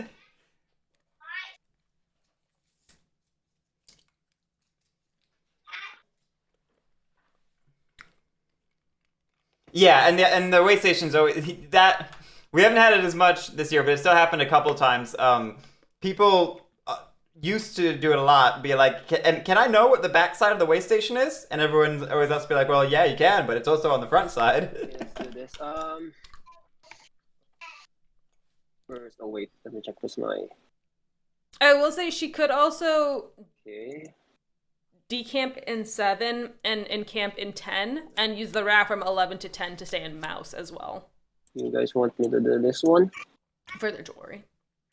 Let's put this. Yeah, rudimentary. A lot of people just haven't looked at the way stations that closely. 2 points for me. 1. Okay, look at that. I crossed the 10 points.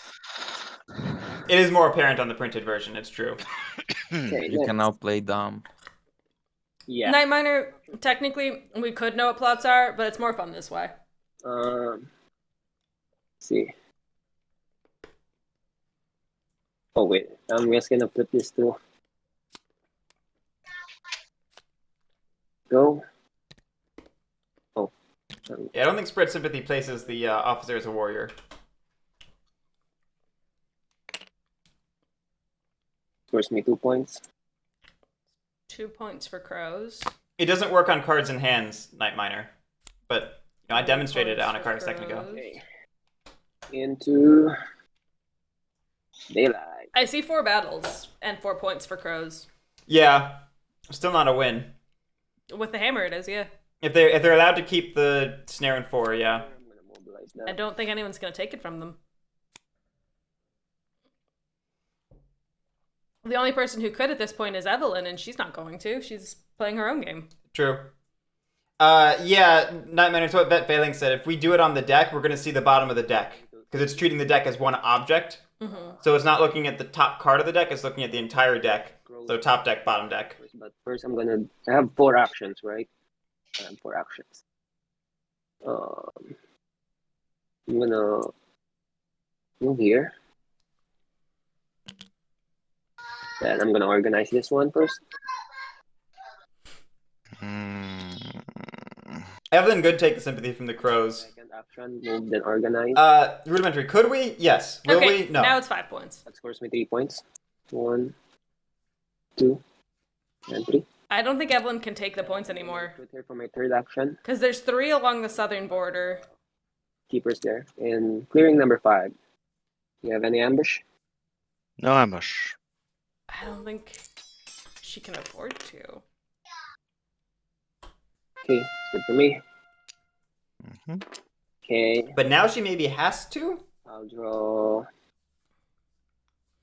3 cards, yeah. 3 cards. 1, I don't know. 2. Yeah, now she has a tough choice. I just don't know what to do with this information. And my turn. Do you have it? No. Crows do. Probably not, which means... Yeah, it's hard to get through 5 now, because we only have 2 recruits. No need to go through 5. You have a raft. The key thing is she can't encamp anywhere that matters. She cannot encamp anywhere. I don't know. She could encamp in 10. Let's start with I don't know if it matters. I think Where she encamps is also going to potentially... piss poor location to do this, but I think it's my only option. Let me just think this through logistically. I think getting wiped out of 4-11-5 was more than she anticipated. Yeah. Which, I think that's why it was important that she made the play for all 3 clearings. Yeah, absolutely. I like how she phrased that moving only 3 into 4 and not all 4 into 4 was just because she didn't want to live off the land.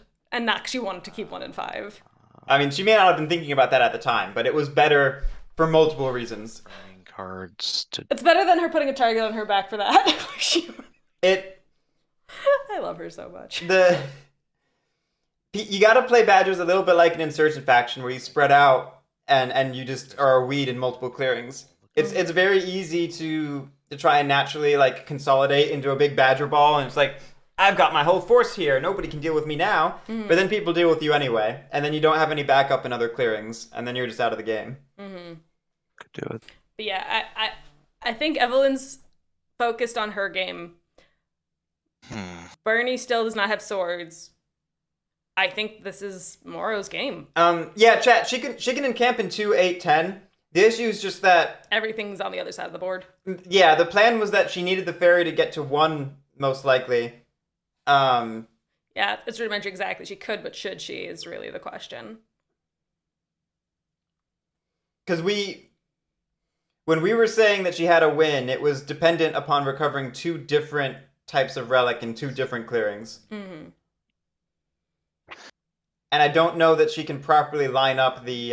Probably sufficiently stopped me from getting there this turn. Yeah. I still think she could set up to win on next turn, but I think that means Crovid's... Yeah, she can definitely set up to win next turn. The issue is... I don't think she gets a next turn. How does she guarantee another turn? I mean, crows aren't flipping. They're probably not crafting other than the hammer. They only have 1 card, so that would be accurate. The card they have is the hammer, so that's their 2 They may points. craft. They may craft on the hammer and then hunt for cardboard, probably. 4 points for battle, which is easy at this point. Yeah. Especially with That sounds correct. Especially with Fox Partisans or False Orders to make it easier. Can I if need be? That 1 card is tragic. Oh, it's tight. It's tight. Okay. You can also look at the encamp here. Vagrant might aid the crows. I don't know. It's Vagrant's win con, but it wouldn't be the first time we've seen somebody, fall on the sword to try and deny a win. I think I'd decamp this. I'd rather have the warrior.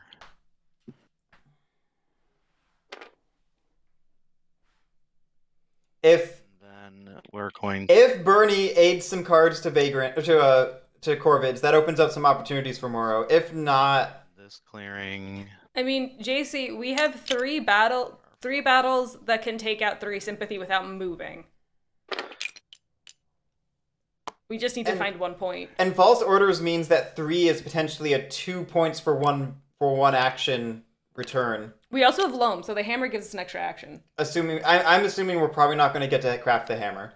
If Morrow gets to craft the hammer, I think it's pretty easy. I don't think anyone's going to stop. I don't think anyone's taking out 4. I think Evelyn probably has to. I don't know if she's going to, though. This is where I would craft Anvil if I had it. Yeah, I don't... If Evelyn doesn't do that, I don't think Vagrant... She's focused way too much on 10. I think she's going...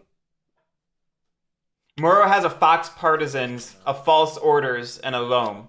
Think this through. Which, that's why I was saying the base can be a 2 points for 1 action return. Fox Partisans makes it pretty likely. You False Orders 2 of the warriors out of 3. You Fox Partisans battle in there. You have a pretty decent shot at that being 1 action for 2 points. It's fair. And then you just do 10 and 8 for the other 2 actions. Yeah. 10, 8, 12, whatever. Whatever, yeah. You've got theoretically 4 actions. 1, 2, 3. So if we don't get this awkward, if we don't get to craft hammer, if Morrow doesn't get to craft hammer, 4 actions, 5 points right there. If Morrow does get to craft hammer, that's both 2 points and an additional action. From Loam. Yep. So it becomes super easy, barely an inconvenience. This one there. That and that. She's using the table as an exploratory That expedition. 1, 2.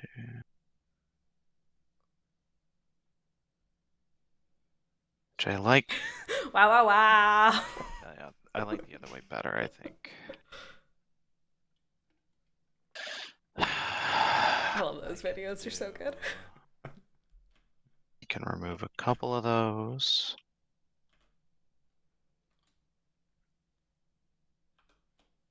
So I need to move these down here. And then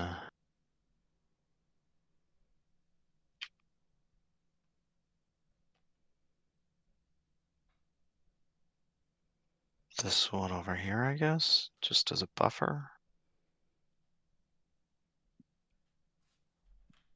This is where that 3rd card in the first move column could potentially be a big deal. We talked about that earlier. Mm-hmm. 2 moves is usually sufficient for like delving recovering needs, but if you ever have to go out of your way to go police somebody, likelihood maybe 2 moves is usually a little rough. Which means Night Miner, it's all spread out up there for thinking purposes. 1, 2.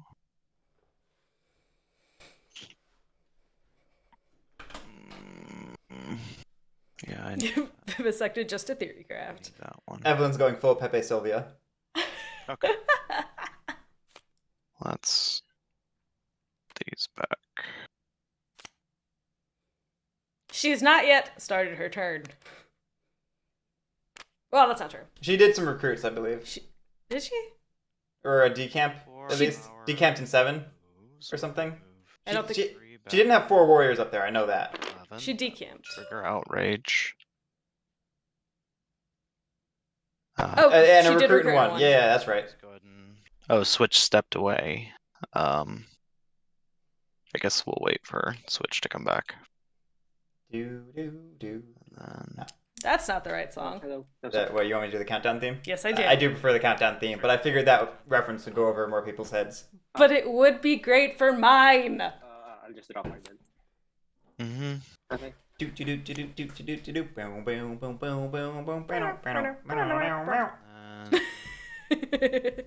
I'm pretty sure Evelyn just removed the sympathy in 11, right? No, she walked into it. Actually, I'm gonna make that move all 4, and then I'm just gonna move this 1 to 7. Oh yeah, we're not there yet.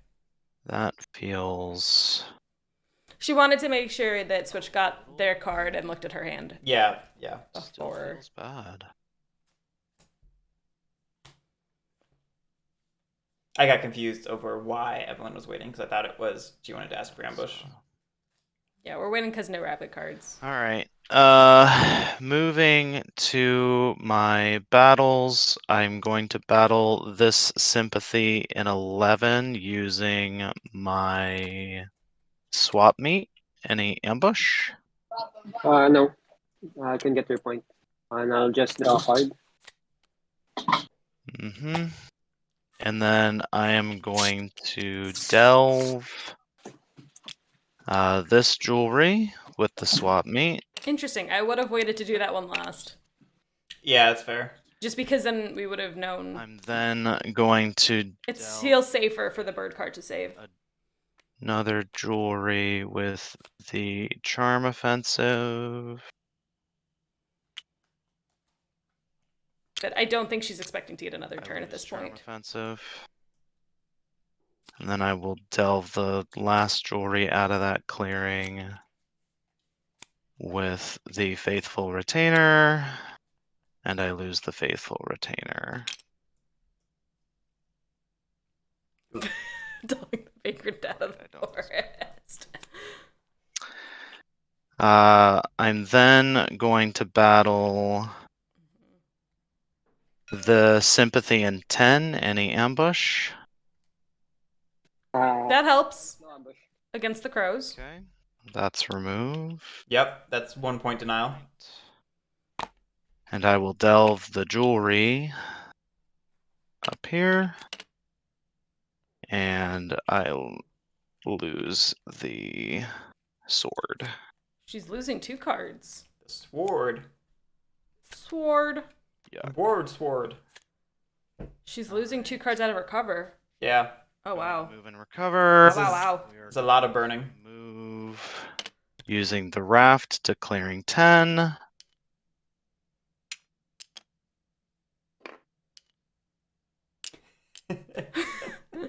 We'll leave one badger. Yeah, definitely leave one. Don't bring everything. Mm-hmm. If we're recovering everything, there's no need. I draw a card. At least we draw a card. I'm glad she's able to do that. To at least put that for all the things she's burning this turn.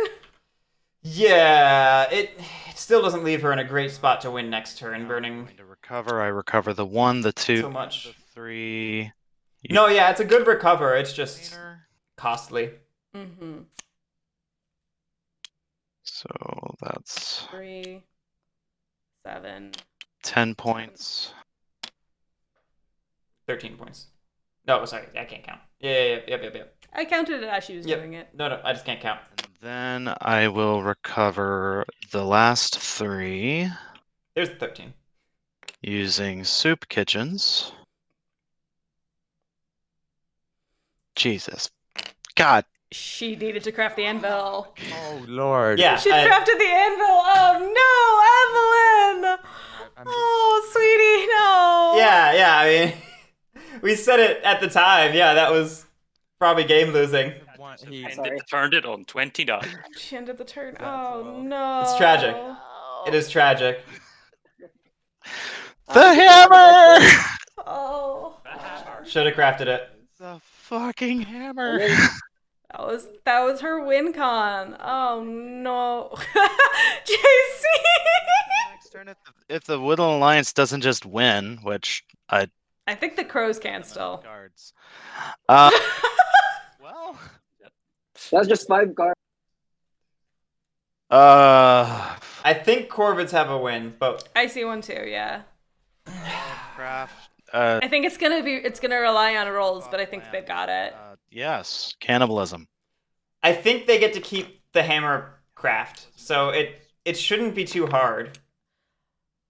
We'll have to do multiple. We might have to do multiple battles in 3, but yeah, it's possible. I mean, because we take out the sympathy in 8, take out the sympathy in 12. We've already moved everything over to 9, and then we can move from 12 to 3 and battle there. I think the biggest danger is ambushes in the lightly defended clearings. Yeah. I guess. I think it's only... The only reason I feel like it might be okay is because... Draw 3. The only reason I think it might be okay is because Evelyn just removed 1 from a bunny and mouse, which are the 2 clearings that those are in. Yeah. And that's why I would have 4 Corvids going into the fox in case we have the fox ambush. Yep.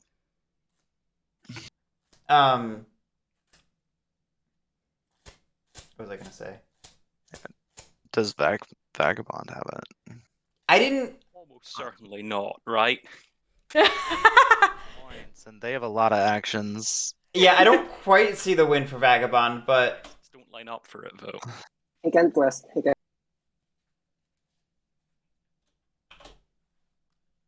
Anyway, to finish my point, I don't think the... If we errant for 2 more cards, that's 14 points. I don't think the Corvid win actually comes down to rolls as much as it comes down to ambushes. It's fair. Which is also RNG, but, different. Oh, poor Evelyn. She's beating herself up. I can hear it. Yeah. She wanted to save the hammer for a safe burst later, but it wasn't safe because you have hand disruption in this game with Corvids in it. I just have one question. If I aid the crows and grab the crossbow, is it refreshed or does it come face down?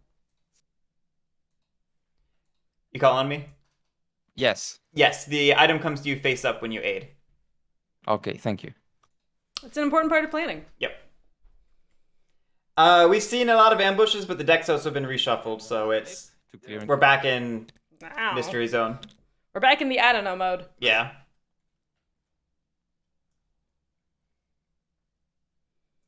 I will then Oh, and we can get a card from the raft. Yeah, we can potentially get 12 points from aids. We can get more than that, I think. Oh wait, no. No, that's 6 cards is 12 points. I meant if we quested. Ah. But I don't know if we have the items for that no, anymore. Yeah, that's too many items. So then I'll use the cross. Did we get 2 points? Torch in order to do a quest. Really? Wait, sorry. I get 2 points for aiding you. There we go. So fun fact here is if Vagabond ends at 29, they missed 1 point for exploring early in the game. Yeah. Just to really rub it in. Yeah. Yeah, rudimentary. I also would rather it come face down, but it's entirely a thing about they phrased it before Loam existed in a way that just is okay, moving on. You know, a non-bow with Loam, unfortunately. And yeah, Dan, you technically when you loot when Warlord loots an item, they technically maintain its face up or face down status to no effect. So I always like to jokingly call it out.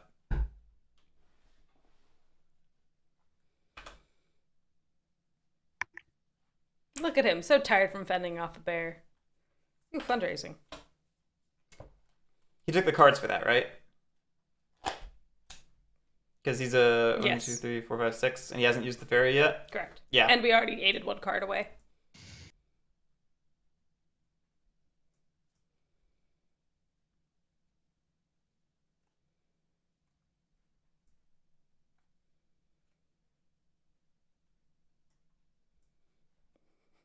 So that actually is a win. Yeah. If they have the right suits, yeah. If you can make it work across... It's tight, but yeah, it's gotta work across mouse and fox, I want to say. Yep. Because you need to use the fairy. Yep. Which means you have to...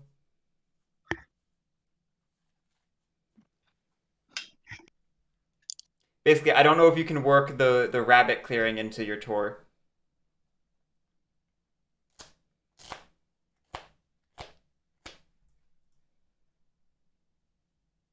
Well, you can. You can. You have just enough items to do it. It requires exhausting everything except your boots and 1 boot, and then you have 2 moves. No, that doesn't work. No, never mind. No. Yeah, it's. I lied. Yeah. You can't go to rabbit. Oh, that's true. You can move with ally to keep aiding. That's a good point. Yeah, just keep them coming with me. So we can go from 12 so we have to choose between Bunny and Fox, though. Yeah. You have to choose between Bunny and Fox. Yeah. Which means if we have either or, we can't do it. Yeah. No, it's... Bye, Switch. Oh, I see. Damn.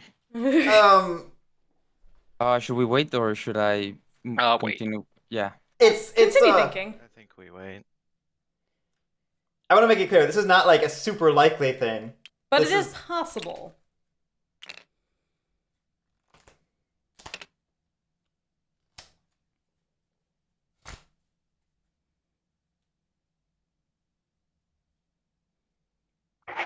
Actually, yeah, we could, because we could move with ally from 10 to 11, and then move from 11 to 6. So we actually can do it. Oh! Yeah. Spice! Because of nimble. So it's just... it's because the corvids are nimble. If he sees it, he wins. Yeah. I have a question. What's up? If you ally aid from 10 to 11, who gets the card? If you mean allied movement using the fairy? Yeah. You both get to draw a card. Gross! Yeah, it's the weirdest ruling. You both get to use the fairy, you both get to draw the card. It's a simultaneous 2 separate move actions. JC, it would be the crows because the Vagabond never plays outrage to move. Yeah, it's Crows would pay. This Sandbox what? Prior to the Marauder expansion, the Vagabond would have paid, because prior to Marauder expansion, the Allied movement was Vagabond moving the warriors. Now it's a force effect.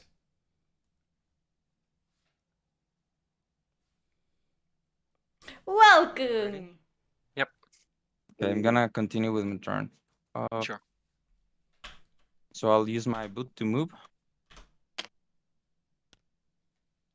Yeah, Sandbox, Double Fairy is not my favorite ruling from Josh. Oh. Request the errand. Okay, so we're not doing what we saw. This doesn't feel right. It does not. And I'll draw 2 cards. I mean, I think it was a... I don't think we saw it. Yeah, because I think that was like a guaranteed win, right? It was. Oh, well, we were at what? 14 points, 16 points, and then we'd have 7 cards. Torch already. For another 14 points. Yeah, it was a guaranteed win, but we did not see it. And because we made it work on all suits. We made it work on all suits, so there was no... Yeah, it was a guaranteed win, but we did not see it. Yeah, let me think. I think...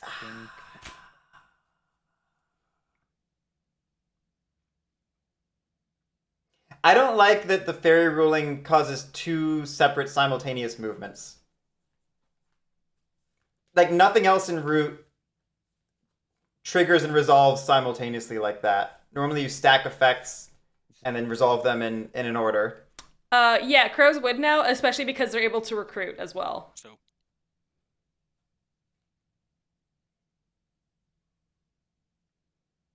Yeah. Like, there's just way too many places for Woodland Alliance to spread sympathy to.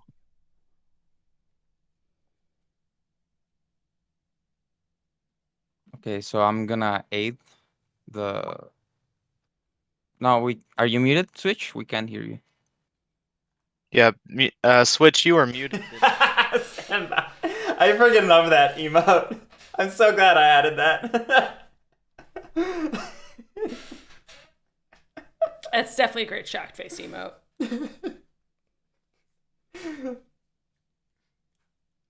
I was looking through, like, I spent a bunch of time in the past week, like, compiling as much art as I could and looking through it for more emotes, and I found that one and I was like, this is the one.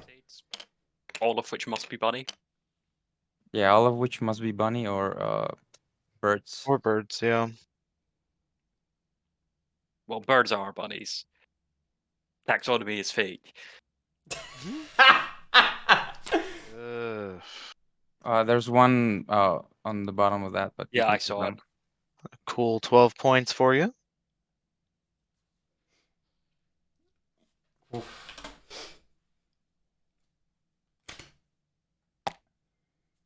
Hey, welcome to losing at a high number. That was so close. I don't think I can do... I think Burnie had it. Burnie had it. Yeah. Burnie 100% had it. And just missed it. But we missed it. That's sad. Yeah, I apologize as you're watching this back to realize that, if you watch it back. Tragedy after tragedy. Morrow better not miss it too. If Morrow misses it too and everyone just fumbles, I'm going to die of laughter. Yeah. Guys, can you hear me now? Yeah, we can hear you now. Yep. Night Manor, yes. Sandbox. I think it was a joke. Oh. It might not be. I mean, Night Manor's been new to the thing. Stop saying everything's a joke. Everything's a joke. Haven't you seen Joker? Everything's a joke. Stop making me feel stupid, man. No. I'm just trying to answer questions. Okay. I'm going to false orders. Your attempt to help people is admirable. For my craft, Nope, apparently not. To toast out. Yeah, alright. Morrow's clearing out 3. Yep. Alright, Morrow. Do you got this? I do think this was like... outrage. I'm going. This is less guaranteed than the Vagabond's win was. This is definitely less guaranteed than the Vagabond win was. Oh, I think you can win. Or Evelyn's win if she'd crafted the hammer. Or Evelyn's win if she had crafted the hammer. Mouse. Yeah. I have 3 daylight actions unexerted. See, look. Mice with the hammer. It was an honest question. It was an honest question. So I'm going to move. All right, we have a safe battle in 8 and safe battle in 12 now. Now it is almost guaranteed. Yeah. 8, 12. Yeah. Daylight 1. So getting the cards from Vagabond was important for making it safe. Mm-hmm. Make it secret, make it safe. Just to say, Night Miner, Sandbox rolled 0-0 3 times in a row at 29 points to lose the game. Daylight 3 will be a battle against Sympathy in clearing 12. Okay. Here is your outrage. Mm-hmm. League of Adventure. And I think this is guaranteed. Lines in clearing 3. Because 2 battles with Fox Partisans means first one's guaranteed to kill the warrior even on a 0-0. I have Partisans. Yeah. Oh, God damn it. So that's a 1-1. To kill your one guy. Yeah. Here is your outrage. Oh, man. GG. No, wait, I have Partisans. There's no outrage. Oh, yeah, Partisans. I will exert to battle Woodland Lines in clearing 3 with Partisans and undefended. There it is. Good game, Crows! Woo! What a finish! There it is. GG. I almost had it. What a finish. That was so close. That was so close for everyone. Wow. Ted had 2 players fumble to get that too. I was worried about an ambush out of nowhere there. Performance in this tournament. Yeah. Congrats, man.